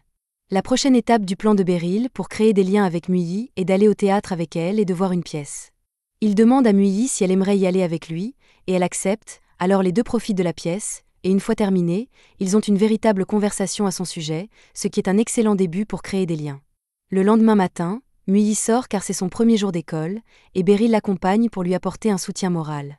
Elle lui dit qu'il n'a pas besoin de faire ça, mais Beryl insiste car, en tant que son tuteur, il doit se rendre à l'école au moins une fois, bien que Beryl n'ait aucun intérêt personnel pour l'institut de magie. Ils arrivent bientôt aux portes de l'institut, et l'endroit est beaucoup plus grand que ce à quoi Beryl s'attendait, donc cela pourrait leur prendre un certain temps pour s'orienter. C'est alors qu'une femme les interpelle et leur demande si ce sont eux la nouvelle élève transférée et son parent. Beryl confirme, alors la femme se présente comme Kinra et leur dit qu'elle est enseignante ici à l'institut de magie. Elle propose de leur montrer où aller, et Beryl la remercie pour son aide car il n'avait aucune idée de comment se repérer ici. En marchant dans les couloirs, Kinra demande à Beryl qui les a présentés, lui et Muyi, à l'institut de magie, alors Beryl lui dit que c'était Lucie. Kinra est surprise d'apprendre que la directrice de l'institut de magie les a personnellement invités ici, mais une lettre de recommandation comme celle-ci permettra à Muyi de sauter le test d'aptitude, donc ils peuvent l'inscrire immédiatement. Kinra demande à Muyi si elle a déjà décidé d'une spécialité magique, mais ni Muyi ni Beryl n'en ont entendu parler auparavant. Kinra explique qu'il existe plusieurs systèmes de magie, et que la plupart des sorciers ont leurs forces et leurs faiblesses, donc Muyi devra en choisir un sur lequel se concentrer.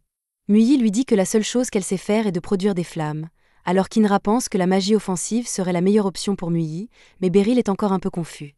Kinra poursuit en expliquant qu'il existe 5 catégories de magie: offensive, défensive, de soins, d'amélioration et de style de vie.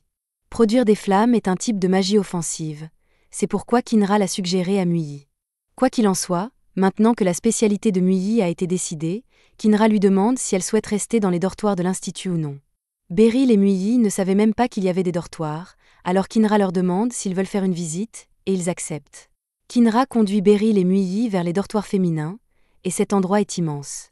Il y a une salle à manger où les élèves ont 3 repas par jour, un bain, et même des chambres entièrement meublées pour chaque élève. Muyi semble vraiment aimer les dortoirs, et Beryl trouve aussi que ça a l'air plutôt bien, mais il s'inquiète que Muyi ne s'intègre pas bien avec les autres enfants là-bas. Elle reste froide et distante quand il lui parle, donc il pense qu'il serait peut-être préférable qu'elle continue à vivre avec lui pendant un certain temps. Cependant, il lui vient bientôt à l'esprit qu'elle agit peut-être ainsi uniquement parce qu'il est un vieil homme, donc elle pourrait avoir plus de facilité à s'entendre avec des gens de son âge. Il passe par hasard devant un restaurant à saucisses, et il semble que l'endroit est une promotion aujourd'hui, alors Beryl demande à Muyi si ça lui convient de s'arrêter ici pour le déjeuner. Muyi n'a aucune objection, mais lorsqu'ils entrent, l'endroit est bondé d'amateurs de saucisses, ne laissant aucune place pour s'asseoir. Cependant, alors que Beryl s'apprête à partir, il entend quelqu'un l'appeler, alors il regarde autour de lui et voit Surna lui faire signe. Elle dit à Beryl qu'il est libre de venir s'asseoir à sa table s'il le souhaite, et Beryl décide d'accepter son offre. Beryl et Muyi s'assoient à la table de Surna, et comme il est là, il en profite pour la remercier pour la nouvelle épée car elle lui a vraiment été utile l'autre jour. Surna lui dit qu'il n'y a pas besoin de la remercier, mais elle est aussi un peu curieuse à propos de la fille qui accompagne Beryl, alors elle lui demande qui elle est. Beryl lui dit que c'est une longue histoire, mais pour faire simple, Muyi est maintenant sa fille, et elle vit dans sa maison. Surna manque de s'étouffer avec sa boisson en entendant cela, mais une fois qu'elle a repris son calme, elle s'excuse pour sa réaction. Juste à ce moment-là, leur nourriture arrive, et pendant qu'ils mangent, Beryl demande à Surna ce qu'elle a fait récemment. Elle lui dit qu'il y a eu beaucoup de chasse aux monstres près de la capitale ces derniers temps, surtout parce qu'une délégation de la nation de Sven viendra bientôt. Beryl ignorait tout cela, mais il y a apparemment une réunion annuelle entre toutes les nations, et la guilde est chargée de chasser tous les monstres de la zone pour assurer la sécurité de la délégation. Une fois qu'ils ont tous fini leur repas, ils sortent, et Beryl dit à Muyi qu'elle peut rentrer sans lui car il doit maintenant se rendre à l'ordre des chevaliers. Mais avant de partir, il dit à Surna que Muyi va fréquenter l'institut de magie, donc il apprécierait qu'elle puisse lui donner quelques mots d'encouragement. Surna est surprise d'apprendre que Muyi a un talent magique, alors elle se rapproche de Muyi et lui dit qu'elle ferait mieux de travailler dur car les autres élèves de l'institut de magie ne rigolent pas, et avec Beryl comme tuteur, elle ferait mieux de ne perdre contre personne. Muyi dit qu'elle sait déjà à quel point Beryl est fort pour un vieil homme, mais entendre Muyi appeler Beryl un vieil homme met Surna en colère. Elle s'apprête à crier, mais Beryl la calme avant qu'elle ne fasse quelque chose qu'elle pourrait regretter. Surna s'excuse pour s'être emportée comme ça, mais elle veut juste que Muyi comprenne à quel point Beryl est un homme formidable, et Muyi admet qu'elle sait par expérience à quel point Beryl peut être cool. Après cela, Muyi dit au revoir et commence à rentrer chez elle, et Beryl est surpris car il a semblé que Muyi s'est un peu ouverte à Surna pendant qu'il parlait. Surna dit à Beryl que Muyi a un solide potentiel en elle. Elle est encore un peu brute, mais c'est une fille honnête, donc elle est destinée à aller loin. Beryl est content de l'entendre, mais pour que Muyi atteigne son plein potentiel, elle a besoin d'un environnement parfait pour grandir, et Beryl n'est toujours pas sûr s'il est préférable qu'elle reste avec lui ou qu'elle aille au dortoir. Sur le terrain d'entraînement, Beryl parle à Alucia de Muyi et demande s'il est préférable que Muyi emménage dans les dortoirs ou qu'elle continue à vivre avec lui. Alucia panique dès qu'elle entend que Muyi vit avec Beryl car personne ne lui en a parlé, mais ce n'est pas le sujet maintenant. Kuruni vient et dit à Beryl que les dortoirs sont mieux car il n'y a pas de temps de trajet et elle a des repas gratuits tous les jours. Beryl connaît les avantages des dortoirs, mais il s'inquiète encore un peu que Muyi ne puisse pas s'adapter à vivre avec d'autres personnes. Cependant, Amblitz vient et lui dit que la seule façon pour Muyi de se sentir à l'aise avec de nouvelles personnes est qu'elle en rencontre. Alucia se joint aussi et dit que Muyi devrait aller au dortoir, mais pas parce qu'elle y a vraiment réfléchi, elle ne veut juste pas que Muyi continue à vivre avec Beryl. Plus tard dans la soirée, Beryl se rend au bureau de Lucie pour lui demander son avis sur la question. Logiquement parlant, Lucie pense que les dortoirs sont mieux, bien qu'elle soit sûre que Beryl a ses raisons de s'inquiéter autant à ce sujet. Juste à ce moment-là, Ficelle entre car elle a un rapport à donner à Lucie, et comme elle est là, Lucie décide de demander à Ficelle ce qu'elle pense des dortoirs. Ficelle dit qu'il n'y a littéralement aucune raison de rester loin des dortoirs car c'est tellement pratique, mais elle se demande pourquoi Beryl et Lucie en parlent maintenant. Lucie rappelle à Ficelle Muilly, la fille qui était transférée à l'Institut de magie, et Ficelle s'en souvient car elle pourrait finir par lui enseigner à un moment donné. Beryl est confus, alors il lui demande ce qu'elle veut dire, et Lucie explique que l'Institut manque de personnel en ce moment, donc Ficelle est devenue instructrice ici en raison de son incroyable talent. Ficelle est vraiment fière d'elle-même, et Beryl est fier de voir à quel point elle est incroyable, mais il doit encore régler son dilemme avec Muilly. Beryl se lève soudainement, et par quart il a beaucoup de choses à réfléchir. Il a essayé de donner à Muilly la meilleure vie possible en tant que son tuteur, et cela l'a rendu heureux quand Muilly a accepté d'emménager avec lui, mais il a aussi vu à quel point Muilly avait l'air excitée quand elle a vu les dortoirs, donc il sait quelle est la meilleure option. Un peu plus tard, Beryl rentre chez lui avec un sac de course, et dès qu'il pose le sac, Muilly lui demande s'il peut l'aider avec quelque chose.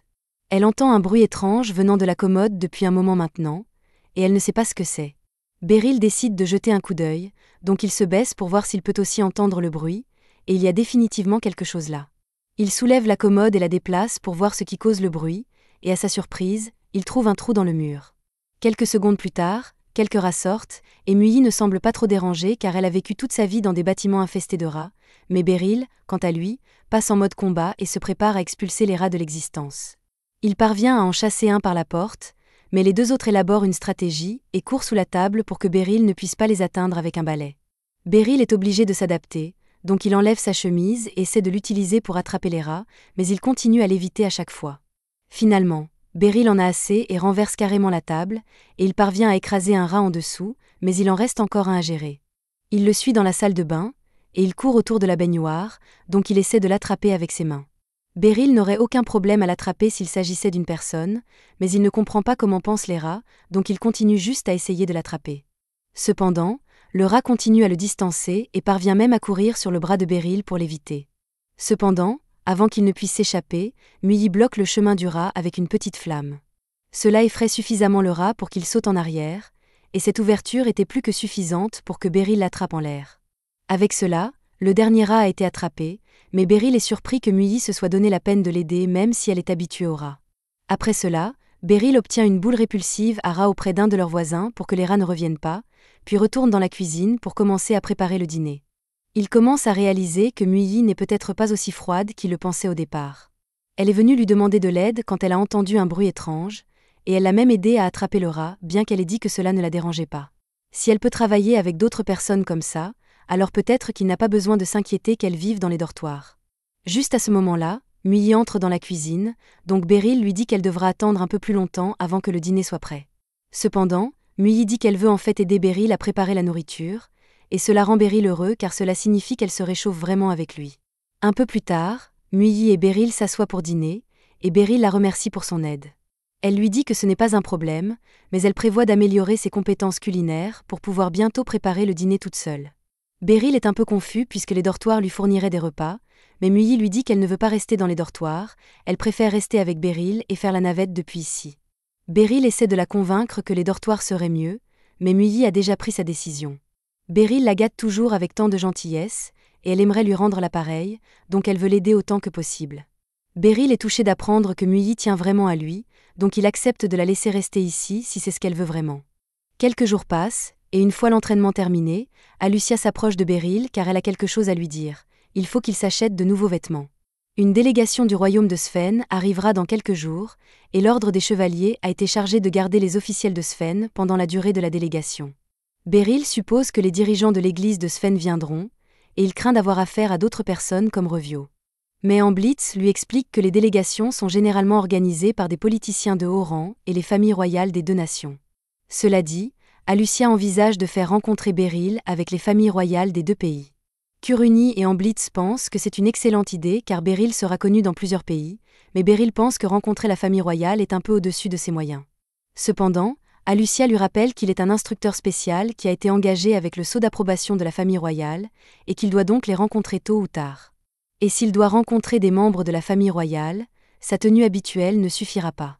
Amblitz ajoute que les membres de l'ordre des chevaliers sont autorisés à porter soit leur armure, soit leur uniforme de cérémonie, mais comme Beryl n'est pas membre de l'ordre, il doit trouver des vêtements appropriés pour l'occasion.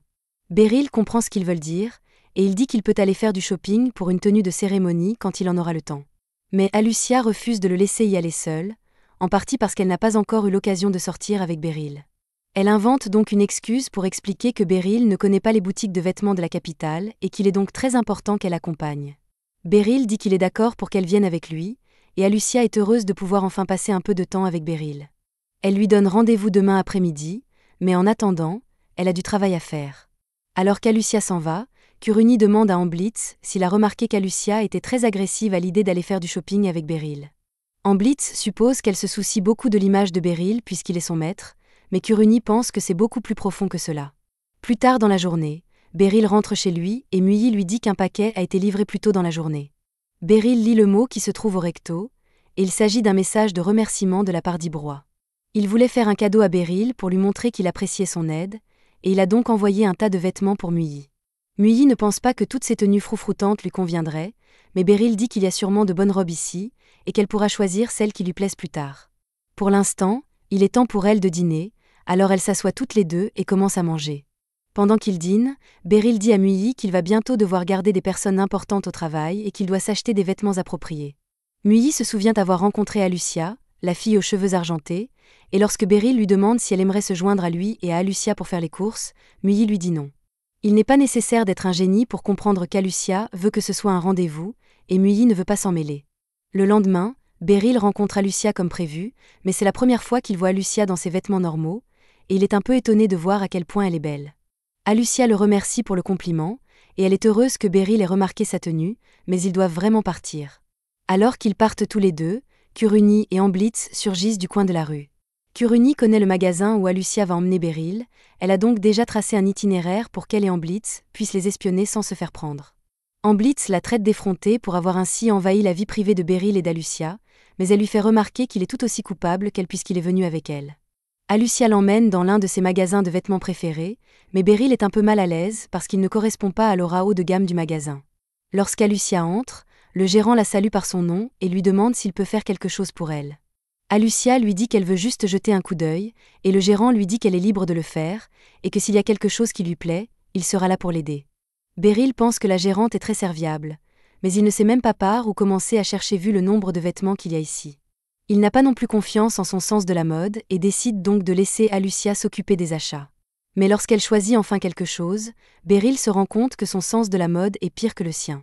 Le gérant arrive et dit à Alucia qu'elle a fait un excellent choix, mais Beryl sait qu'il dit cela parce qu'il veut faire une vente.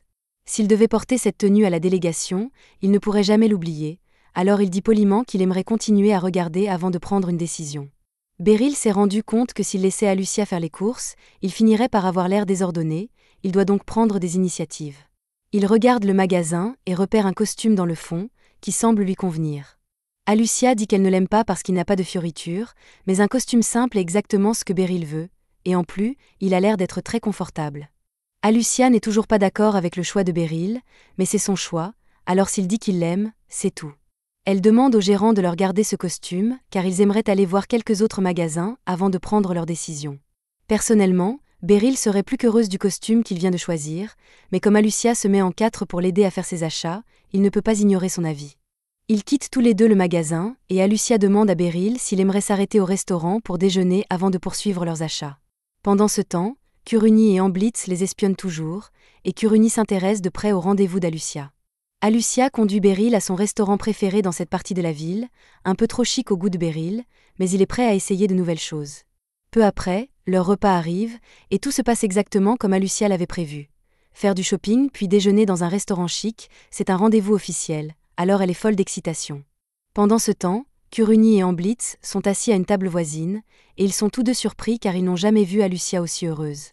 Kuruni dit que c'est parce qu'elle a un rendez-vous avec Beryl, mais Amblitz fait remarquer que s'il suffit de faire des courses et de déjeuner pour que ce soit un rendez-vous, cela ne veut-il pas dire que Kuruni et lui ont aussi un rendez-vous ? Plus tard dans la soirée, Beryl et Alucia reviennent de leur virée shopping, et Beryl s'excuse parce que, bien qu'Alucia l'ait emmené dans de nombreux magasins, il s'est contenté d'acheter le costume qu'il avait choisi dans le premier magasin. Alucia lui dit que ce n'est pas un problème tant qu'il l'aime, et qu'en plus, elle s'est beaucoup amusée aujourd'hui. Ils se disent au revoir et, tandis que Beryl s'en va, Alucia reste là à le regarder. Amblitz et Kuruni regardent toujours derrière un coin, mais Amblitz a beaucoup de questions, alors il sort et décide d'aller parler à Alucia. Il s'excuse d'abord auprès d'Alucia et lui dit qu'il a espionné toute la journée, mais Alucia lui répond qu'elle n'y voit pas d'inconvénient puisqu'elle n'a rien fait qui puisse l'embarrasser. Amblitz lui pose une question, et après qu'Alucia ait accepté de répondre, il lui demande ce qu'elle pense vraiment de Beryl. Le lendemain, Kuruni vient voir Amblitz dans la salle d'entraînement et s'excuse pour la journée d'hier, car après qu'ils soient sortis de leur cachette, elle a pris peur et l'a abandonné. Amblitz lui dit que ce n'est pas grave, et au cas où elle s'inquiéterait, il s'est assuré de ne pas dire à Alucia que Kuruni l'espionnait aussi, même si cela ne fait qu'accentuer la culpabilité de Kuruni puisque c'est elle qui a invité Amblitz en premier lieu. À ce moment-là, Alucia arrive et Amblitz l'accueille comme d'habitude, mais Kuruni est encore un peu nerveuse, alors elle recule lentement et dit qu'elle va s'entraîner à donner des coups d'épée. Hier, lorsqu'Amblitz a demandé à Alucia ce qu'elle pensait de Beryl, elle lui a répondu qu'elle voulait simplement rendre Beryl heureuse, et Amblitz a essayé de comprendre ce qu'elle voulait dire par là. À ce moment-là, Alucia interrompt son flashback et s'excuse parce qu'elle a l'intention de prendre la direction de la salle d'entraînement pendant un certain temps. Amblitz lui demande pourquoi, et elle lui explique qu'elle a l'intention de le défier lors d'un match dès l'arrivée de Beryl. Amblitz est surpris d'entendre cela, mais Alucia justifie sa décision en affirmant que cela renforcera la confiance de tous en Beryl s'il le voit affronter le commandant des chevaliers. Amblitz est d'accord car, même s'il perd, un bon résultat contre Alucia serait la preuve indéniable que Beryl est une instructrice qualifiée. Mais Amblitz lui demande si c'est vraiment la seule raison pour laquelle elle veut l'affronter. Alucia avoue que si elle gagne, elle compte avouer un de ses désirs à Beryl, mais c'est tout ce qu'elle est prête à dire, alors elle s'excuse pour se préparer. Une fois Alucia partie, Kuruni revient vers Amblitz et lui demande de quoi lui et Alucia parlaient. Amblitz l'informe qu'Alucia a l'intention de défier Beryl lors d'un match, et que si elle gagne, elle avouera ses désirs à Beryl. Kuruni panique car cela ne peut que signifier qu'Alucia va dire à Beryl qu'elle l'aime, et maintenant qu'elle y pense, c'est tout à fait logique puisqu'elle s'est tellement amusée hier. Toutes deux pensent qu'Alucia est belle et qu'elle a une grande personnalité. Beaucoup de garçons seraient heureux qu'elle se confesse à eux, mais on ne sait pas comment cela va se passer. Un peu plus tard, Beryl arrive, et dès qu'il met le pied dans le hall, Alucia s'approche de lui. Beryl est surpris de la voir, car elle est habituellement occupée à d'autres tâches à cette heure de la journée, et il lui demande si elle est ici pour s'entraîner un peu plus. Alucia confirme et dit à Beryl qu'elle aimerait faire un match avec lui, mais ce n'est pas vraiment ce qu'il s'attendait à entendre. Alucia dit qu'elle veut s'entraîner au combat avant l'arrivée de la délégation, et quand elle le dit ainsi, Beryl ne voit aucune raison de refuser, alors il accepte le match. Ils reçoivent tous deux des épées d'entraînement et prennent position, mais étant donné qu'Alucia est la capitaine des chevaliers, Beryl ne pense pas qu'il ait beaucoup de chance. Mais il s'agit simplement d'aider Alucia à s'entraîner, alors il s'accommode de la situation. Avant le début du match, Alucia dit à Beryl que les gens l'appellent souvent Éclair à cause de la rapidité de ses attaques et qu'il ferait mieux de se préparer. Et dès le début du match, elle démontre à quel point elle est rapide. Beryl parvient à bloquer son premier coup, ce qui est assez impressionnant puisque la plupart des gens peuvent à peine réagir à sa vitesse, mais cela le rend tout de même nerveux car il n'a jamais eu à combattre quelqu'un avec la vitesse d'Alucia auparavant. Alucia enchaîne avec une série de coups, mais Beryl parvient à parer chacun d'entre eux et à tenir bon. Il commence à remarquer certaines choses, comme le fait qu'Alucia a dû s'entraîner comme une folle en plus de ses fonctions de commandante, et que ses indications habituelles avant une attaque ne sont plus là. Beryl ne peut pas continuer à parer à ce rythme, il décide donc de passer à l'offensive, mais Alucia est capable de suivre le rythme et commence à repousser Beryl. Il va devoir se concentrer sur chaque petit mouvement qu'elle fait s'il veut trouver une ouverture. Alors qu'elle s'élance à nouveau sur lui, Beryl repère enfin une faille dans le mouvement des genoux d'Alucia, et il est capable de savoir quand elle est sur le point d'attaquer et de parer. Mais avec sa vitesse, il n'est toujours pas facile de la suivre, et les observations d'Alucia sont si précises qu'il n'arrive pas à la toucher. Beryl est maintenant certain qu'il ne peut pas battre Alucia à la loyale, mais il n'y a pas de règle qui l'oblige à jouer à la loyale. Après qu'Alucia s'est à nouveau élancée vers lui, elle trouve une ouverture sur le côté de Beryl et se repositionne pour en profiter, mais avant que son coup ne puisse atterrir, Beryl l'attrape par la queue et la jette au sol. C'est un point pour Beryl, mais Kuruni se demande s'il est vraiment acceptable de faire une chose pareille. Amblitz lui répond qu'il n'y a pas de règle dans un vrai combat et qu'en plus, Beryl est la seule personne capable de réussir un tel coup contre Alucia. Alucia accepte sa défaite et Beryl lui dit qu'elle se bat un peu trop à la loyale. Dans un vrai combat, votre adversaire va prendre tous les avantages possibles, qu'ils soient justes ou non, alors vous devez toujours être prêt à répondre en retour. À ce moment-là, l'horloge sonne, Beryl dit qu'il va faire une pause déjeuner, et après son départ, Amblitz et Kuruni s'approchent d'Alucia.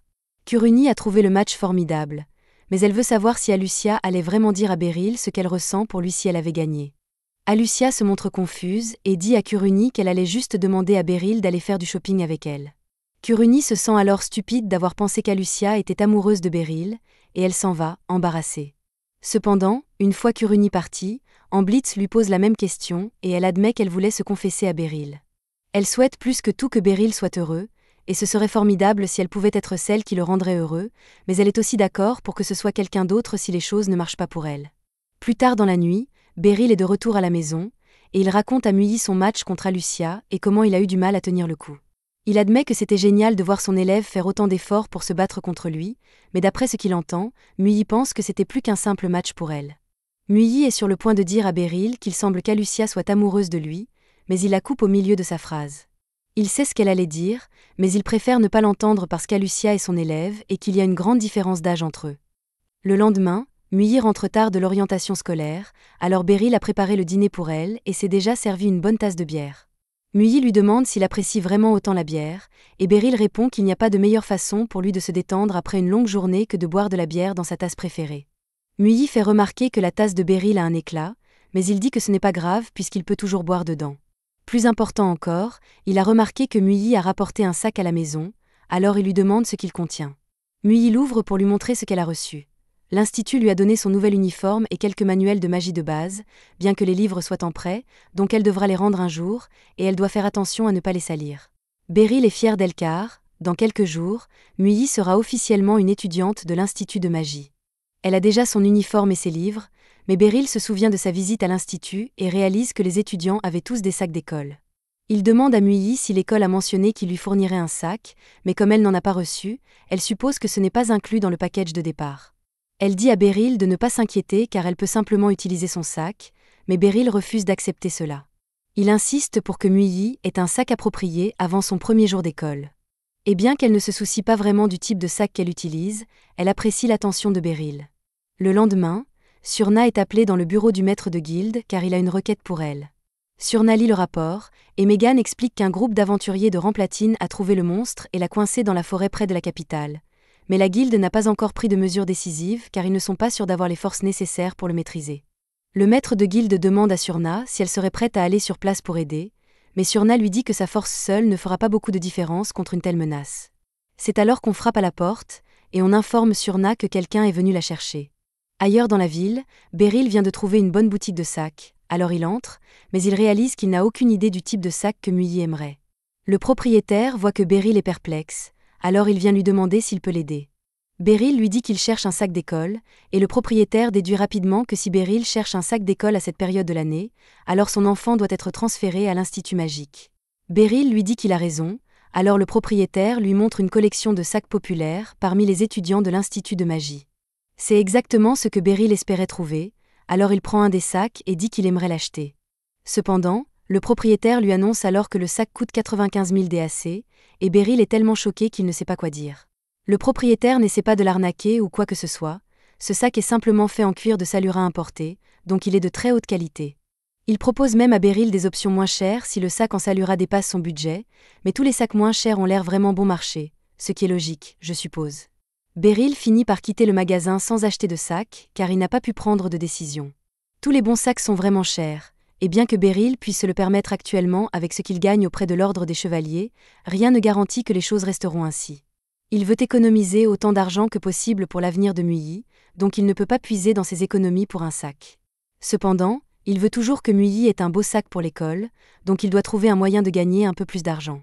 En rentrant chez lui, Beryl tombe sur Surna, et elle a l'air préoccupée par quelque chose de sérieux, alors il lui demande ce qui ne va pas. Surna explique qu'on lui a récemment demandé de prendre en charge une mission plutôt délicate, et elle ne sait pas comment l'aborder. Elle s'excuse par avance pour son égoïsme, mais comme Beryl est là, elle espérait qu'il pourrait lui rendre service. Elle demande à Beryl s'il serait prêt à l'aider dans sa mission car cela la rassurerait beaucoup, mais Beryl ne pense pas que ce soit une bonne idée car il ne s'imagine pas utile dans une mission qui inquiète Surna. Cependant, dès que Surna mentionne que Beryl sera payé pour son aide, il change d'avis et décide finalement de l'accompagner. Plus tard, le lendemain, Beryl et Surna sont dans une calèche en route vers le site de la mission, et pour s'assurer qu'il a tous les détails, Beryl demande à Surna de confirmer qu'ils doivent simplement attraper un cheval particulier vivant. Surna lui dit qu'il a raison et explique que ce cheval raffiné doit être offert à la famille royale de Sven comme cadeau à leur arrivée pour la délégation. Beryl demande si cela signifie que quelqu'un de la famille royale libérienne l'a engagé, et Surna confirme, c'est pourquoi elle ne pouvait pas simplement refuser la mission et a dû demander l'aide de Beryl. Ils arrivent bientôt sur place et rencontrent le groupe qui a localisé le cheval, alors Surna leur demande une mise à jour. L'homme lui dit qu'ils ont établi un périmètre ferme, donc ils sont sûrs que le cheval est toujours dans la forêt, mais il n'est tombé dans aucun des pièges qu'ils ont posés, donc ils ne savent pas où il est. Surna comprend la situation, alors elle dit aux aventuriers de se concentrer sur le maintien du périmètre pendant qu'elle et Beryl partent à la recherche du cheval. Ils déballent leurs outils pour pouvoir entrer dans la forêt et commencer leur recherche, et en chemin, Surna donne à Beryl une description du cheval. Selon les rapports, il est d'un blanc pur avec une crinière argentée, ce qui le rend extrêmement rare et précieux. Beryl a chassé un bon nombre de monstres à l'époque où il devait protéger son champ, mais c'est la première fois qu'on lui demande d'en capturer un vivant, et ce ne sera certainement pas facile car ce cheval a réussi à échapper à un groupe d'aventuriers de platine hautement entraînés. Ils finissent par trouver des empreintes de sabots dans la boue près d'un point d'eau, donc ils savent que le cheval était là récemment. Mais compte tenu de son intelligence, Beryl ne pense pas qu'il reviendra à un endroit où il sait que ses traces sont visibles. Cela signifie qu'il se présentera au point d'eau de l'autre côté de la forêt la prochaine fois qu'il aura soif, alors il prévoit de l'attendre pour l'embusquer là-bas. Il se dirige vers le deuxième point d'eau, et en chemin, Surna demande à Beryl si la situation de vie avec Muyi se passe bien. Beryl est pris au dépourvu par cette question aléatoire, mais il répond que sa relation avec Muyi est bien meilleure qu'avant, du moins c'est l'impression qu'il a, mais il ne peut jamais vraiment savoir ce que pense Muyi. Surna est surprise d'entendre que Beryl a tant de mal alors qu'il a beaucoup d'expérience avec les enfants de son dojo, mais entraîner un enfant à se battre et être une figure paternelle sont deux choses totalement différentes. Ils arrivent finalement au point d'eau, alors Surna dit à Beryl qu'une fois que le cheval se montrera, elle se placera derrière lui, et Beryl devra se mettre devant pour bloquer son chemin. Ensuite, elle lui tirera une flèche, et comme les chevaux ont peur des attaques par derrière, ils devraient être effrayés et courir droit devant, où Beryl aura un filet prêt pour le capturer. Cela semble être un bon plan, mais si le cheval doit être offert comme cadeau, Beryl craint qu'une flèche ne laisse une vilaine cicatrice. Cependant, Surna y a déjà pensé. C'est pourquoi elle a pris des flèches spéciales avec du tissu recouvrant les pointes, donc il n'y a aucun risque de blesser le cheval. Cela dit, il est temps pour eux de se séparer et d'attendre le cheval, alors ils se mettent en position. Peu après, le cheval arrive pour boire, et maintenant que Beryl l'a vu en personne, il est émerveillé par sa beauté. Surna commence à ramper pour se placer derrière le cheval, alors Beryl fait de même et se dirige silencieusement vers l'avant du cheval. Une fois en position, Surna tire une flèche sur l'arrière du cheval, et comme prévu, il commence à courir droit vers Beryl. Cependant, avant que Beryl ne puisse le capturer avec le filet, le cheval saute par-dessus lui et continue de courir. Surna demande à Beryl de continuer à le poursuivre, et Beryl doit être un champion de course ou quelque chose du genre car il réussit à distancer un cheval au galop et se placer à nouveau devant lui avec le filet. Cependant, lorsqu'il lance le filet, le cheval parvient à l'esquiver, alors Beryl n'a d'autre choix que de sauter sur son dos et d'essayer de l'arrêter manuellement. Malheureusement, il n'a jamais monté à cheval auparavant, donc il tombe immédiatement. Le cheval se contente alors de rester là, comme pour se moquer de l'échec de Beryl, mais lorsque Surna essaie de le lasso, il esquive la corde et s'enfuit. Beryl et Surna continuent de poursuivre le cheval, jusqu'à ce qu'ils réussissent à le coincer sur une crête. Surna dit à Beryl qu'elle courra devant pour effrayer le cheval afin qu'il aille vers lui, et il pourra l'attraper. Cependant, bien que Surna réussisse à effrayer le cheval, celui-ci fait quelque chose de totalement inattendu et saute sur une pointe rocheuse à proximité. Le cheval semble vraiment fier d'avoir réussi à les éviter encore une fois, mais une seconde plus tard, la pointe commence à s'effriter. Beryl ne pouvait pas laisser le cheval tomber à sa perte, alors il saute avec lui, et ils se retrouvent tous les deux au pied de la falaise. Le cheval panique car il ne veut pas être capturé, mais Beryl lui dit de se calmer car il ne peut rien faire pour le capturer tant qu'ils sont coincés ici. Beryl ne peut absolument pas escalader cette falaise, et le cheval n'y parviendra certainement pas, donc ils devront traverser le ruisseau. Beryl envisage brièvement de nager, mais un regard sur l'eau lui dit que ce serait une terrible idée, alors il sort plutôt son épée et, d'un seul coup, abat l'arbre à côté de lui.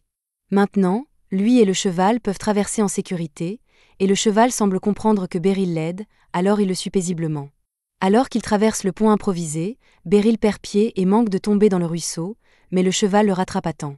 Beryl est reconnaissant que le cheval l'ait attrapé, et il semble bien s'entendre maintenant, donc lorsque Surna arrive, il n'est plus nécessaire de le capturer. Ils ramènent tous les deux le cheval en ville, et le maître de guilde remercie chaleureusement Beryl, car des requêtes comme celle-ci peuvent déterminer l'avenir d'une guilde. Comme promis, Beryl reçoit une belle somme d'argent en récompense, et maintenant que c'est fait, ils se séparent. Avec l'argent de la récompense, Beryl a pu acheter le sac pour Muyi, mais en rentrant chez lui, il ne la trouve pas, alors il suppose qu'elle est sortie faire des courses.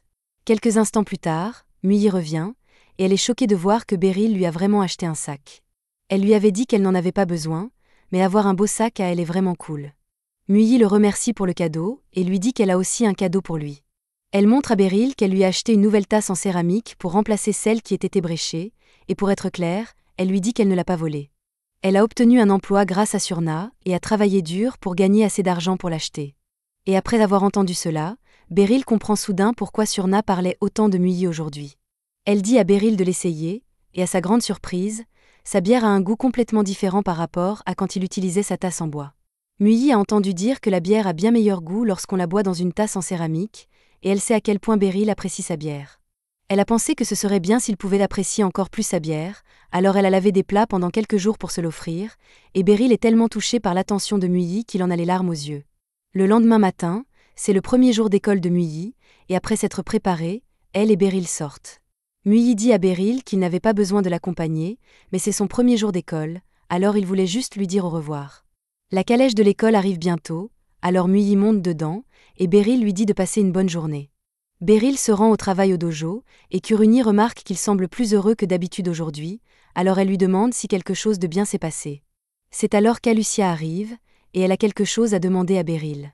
Elle lui dit que le commandant et le vice-commandant des chevaliers de Sphinx viennent d'arriver, donc elle et Amblitz vont bientôt les rencontrer, et elle espérait que Beryl les rejoindrait. Beryl n'a pas vraiment de raison de participer à la réunion, mais avec tout ce qui s'est passé avec Sphinx jusqu'à présent, il pense qu'il serait préférable de les surveiller de près, alors il accepte d'assister à la réunion. Mais à sa grande surprise, lorsqu'il arrive dans la salle de réunion, il découvre que le capitaine des chevaliers de Sphinx est l'une de ses anciennes élèves, Rose. C'était la fin de l'épisode 9. Abonnez-vous pour ne pas manquer le prochain.